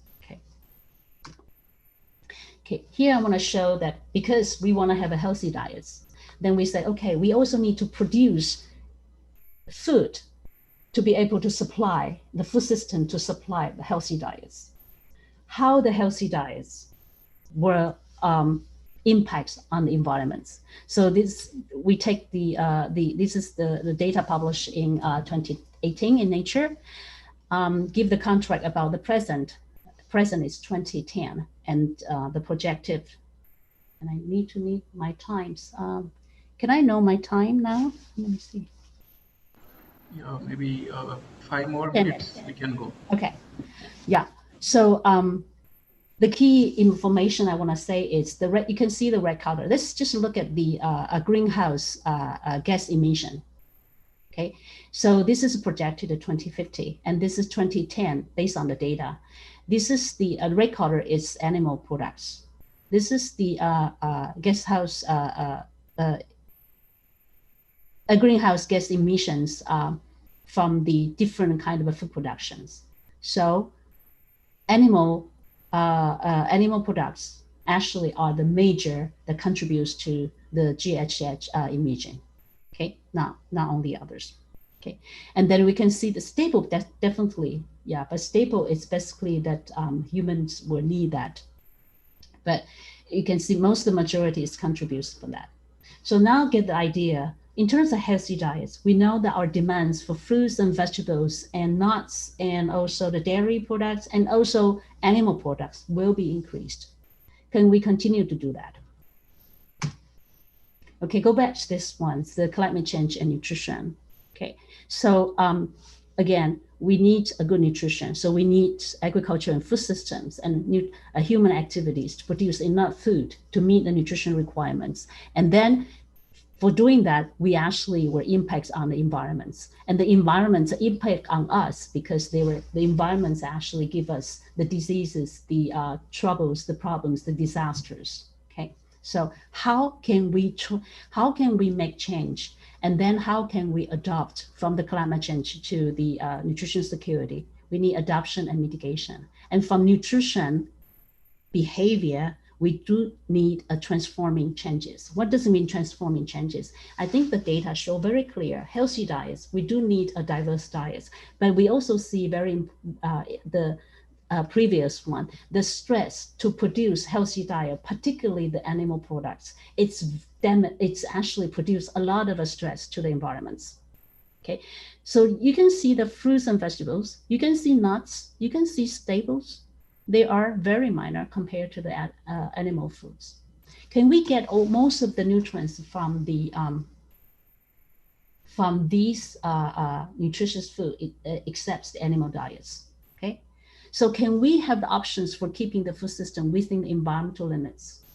When people are asking about, it's a cycle. Okay, because we have the population, we need to increase the food demands. So we continue to produce those foods that to meet our nutritional diet because the human being want health.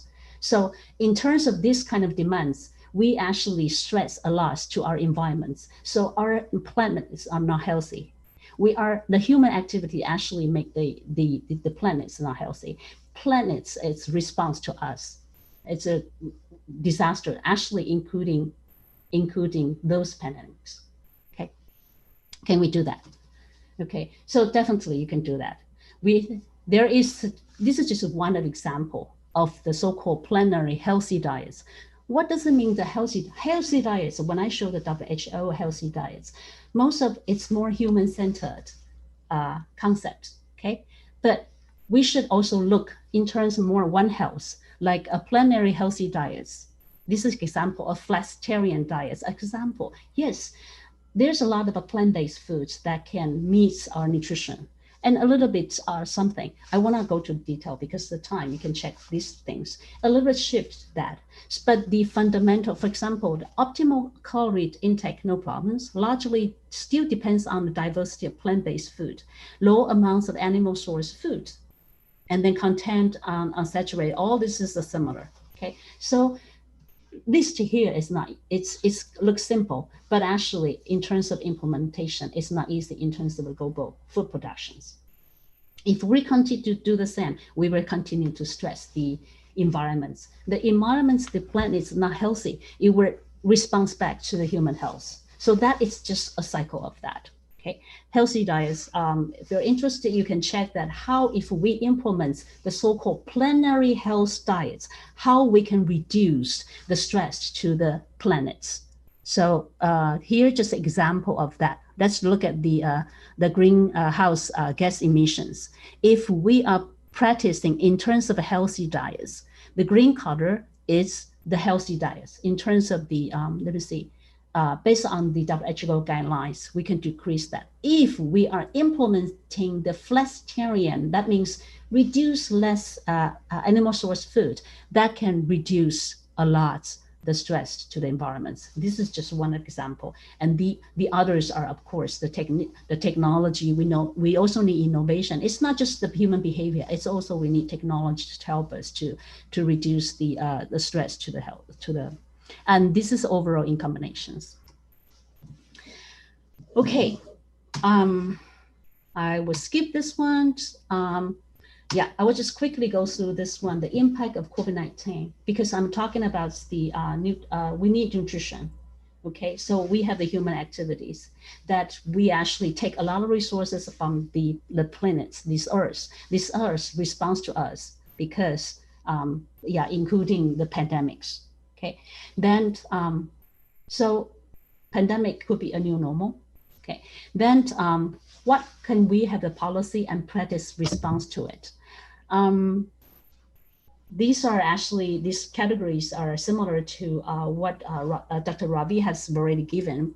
Okay, I just want to, these are information obtained from EPRI's COVID-19 policy response portal, and they identify trends and implication for systems. Let's see that major restriction on the urban food traders. These are the impacts, and also widespread support for the counterless payments and targeted support to consumer livelihoods, and less support for agriculture than for other forms of economic assistance.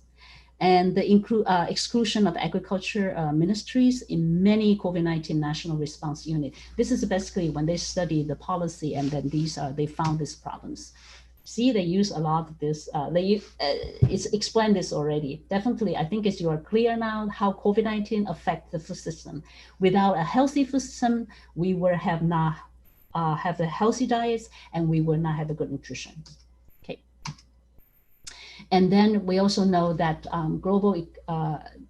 COVID-19 have already affected in terms of the economic developments, particularly, for example, let me see. Okay, let's see that percentage of food system job. We can see that food processing, food services, and distribution is significantly affected. Okay.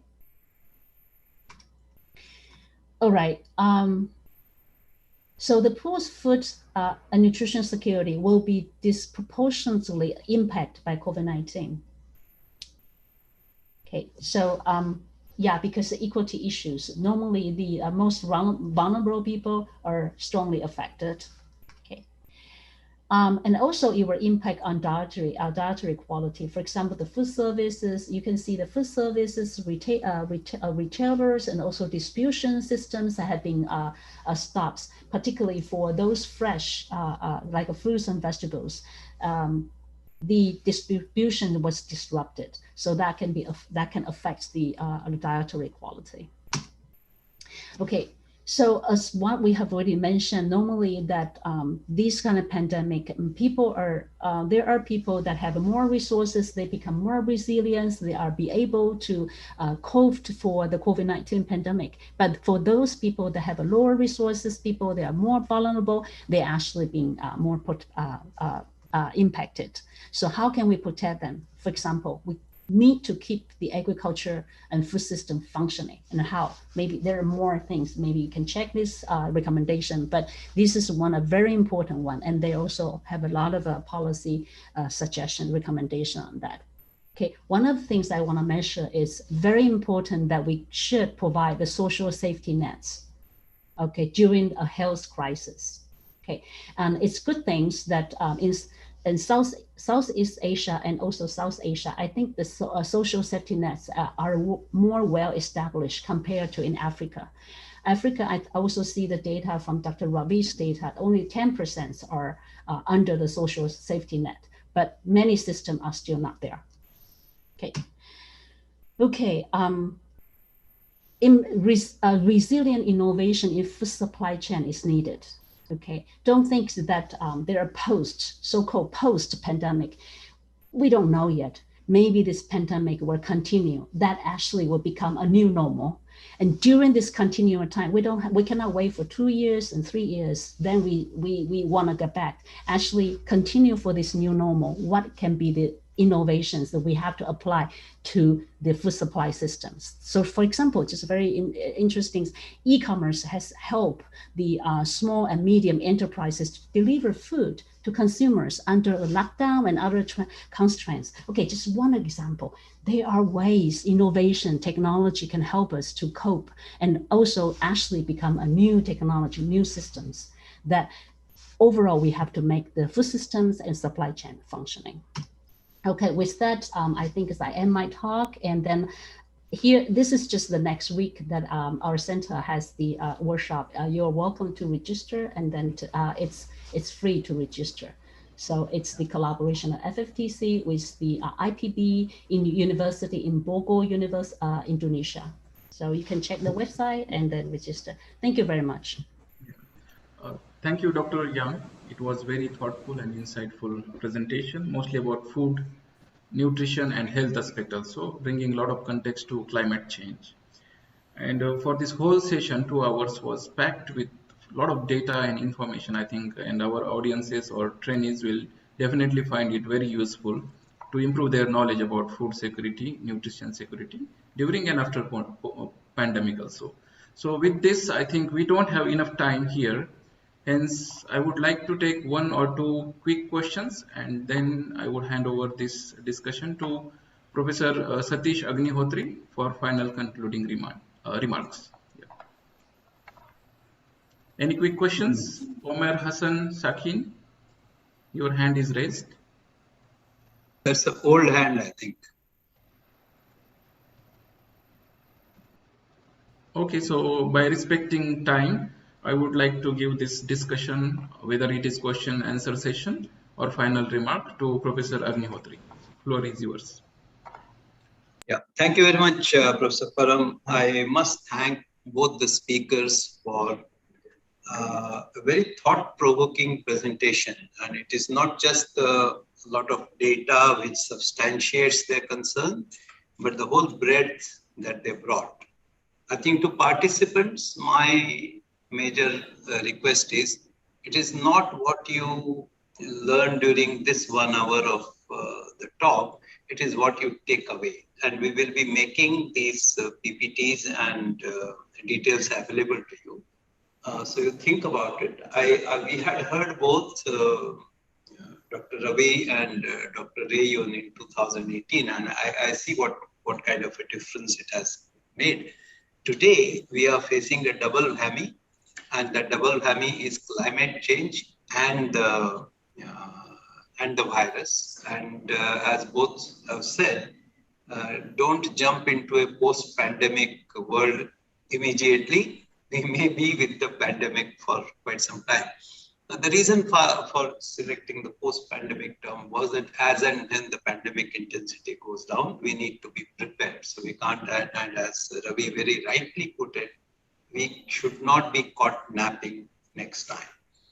I'm also thankful to both of you for giving the global perspective, but also focusing on the Afro-Asian perspective. And my request to all the participants will again be that whether it is the map shown by Professor Param in the beginning, whether it is a map shown by Dr. Ravi and Dr. Rayun, please ask yourself the question that where does my country stand in respect of these problems which have been pointed out? And I will also take this opportunity to request each country group to form a team and start thinking about what they will present on the last day. Because on the last day, we are going to request for a kind of a 3-minute presentation. And you may be surprised why 3 minutes, because we have this practice for the PhD students where they actually describe their research in 3 minutes. So if the PhD student can describe it in 5 or 6 slides and 3 minutes, I think each country group should also be able to do that. So I must thank Rayun for bringing out this component of the nutrition part. I mean, Ravi did hint that we can't go by agriculture alone and we can't go by production alone. We need to move to the distribution, reduction in wastage. And Professor Rayun brought out this very important question of the nutrition security. I mean, the dietary diversity that is required, the dietary diversity to be met in a manner which is environment friendly. That is, how can you meet your micronutrient requirement without exerting a huge pressure on the climate? I think that is something which was important. It was also important that both of them brought the importance of small farms. So we are going to see small plot holding as a reality. And Rayun also pointed about the feminization of agriculture. So this feminization of agriculture is something which is going to be a matter of worry. So small plot holding and feminization of agriculture is something which is going to stare us in our face. And the question will be, how do we cope with it? I'm glad to tell you that day after, when this best practices session will go, we are actually giving you a glimpse of some of the possible techniques and technologies. And I believe an ounce of practice is much better than a ton of theory. So on the day 4, you will actually see those ounces of practice, whether it is a simple method of vegetable cooling, whether it is protected agriculture in light of the climate change, etc., whether it is a climate agnostic storage structure for something like onion. We also are working on the technology side in terms of how to reach micronutrient, but more about it then. It is good that Professor Yang brought in this importance of nutrition and nutrition problem which the children are going to face. And under 5 children are vulnerable, and they are also going to be the building blocks of tomorrow. So I think tomorrow the talk, which is going to be done by Dr. Robert Johnson from UNICEF and two of our colleagues, they will actually sensitize you, because this is a constituency. The young children is a constituency which doesn't vote. So the politicians may not really worry about them. I think it's the society which has to worry about them. So thank you, Rayun, for pointing that out. And we look forward to more interaction. Dr. Ravi has been kind enough to put his email in the chat saying that please feel free to contact me. Rayun has also given the details of the workshop that they are going to have. So can I take the liberty, Dr. Young, of requesting the participants, they should feel free to register. Is that okay?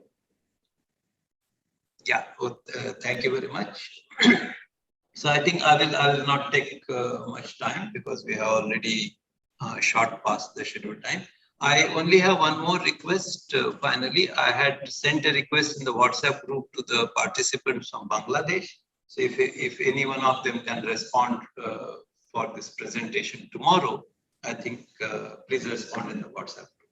So once again, thank you, Ravi, and thank you, Rayun, very much. It was great reconnecting with a gap of 3 years under very changed circumstances.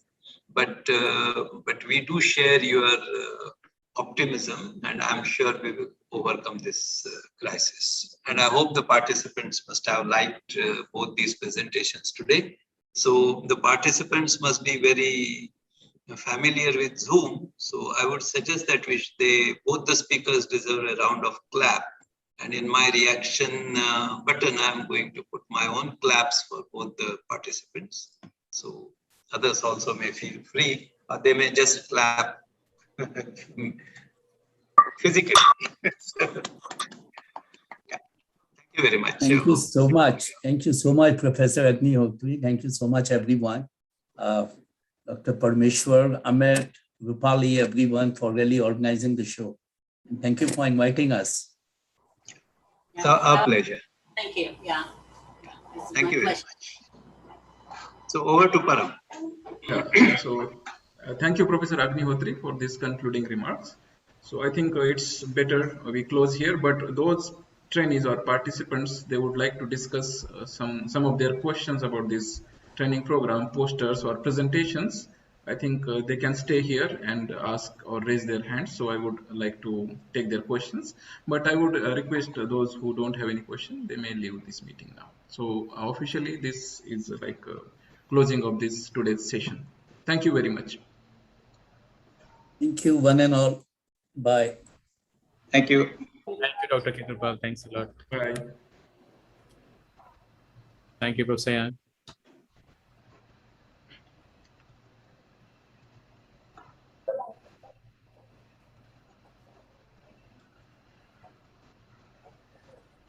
So if there are no questions, I think it's better to close this meeting.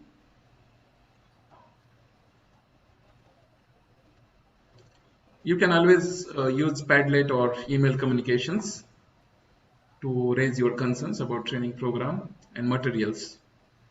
So we expect this PowerPoint and presentations also to be uploaded to be sent to our coordinators. Those will be uploading these presentations to Padlet and accessible to all other participants.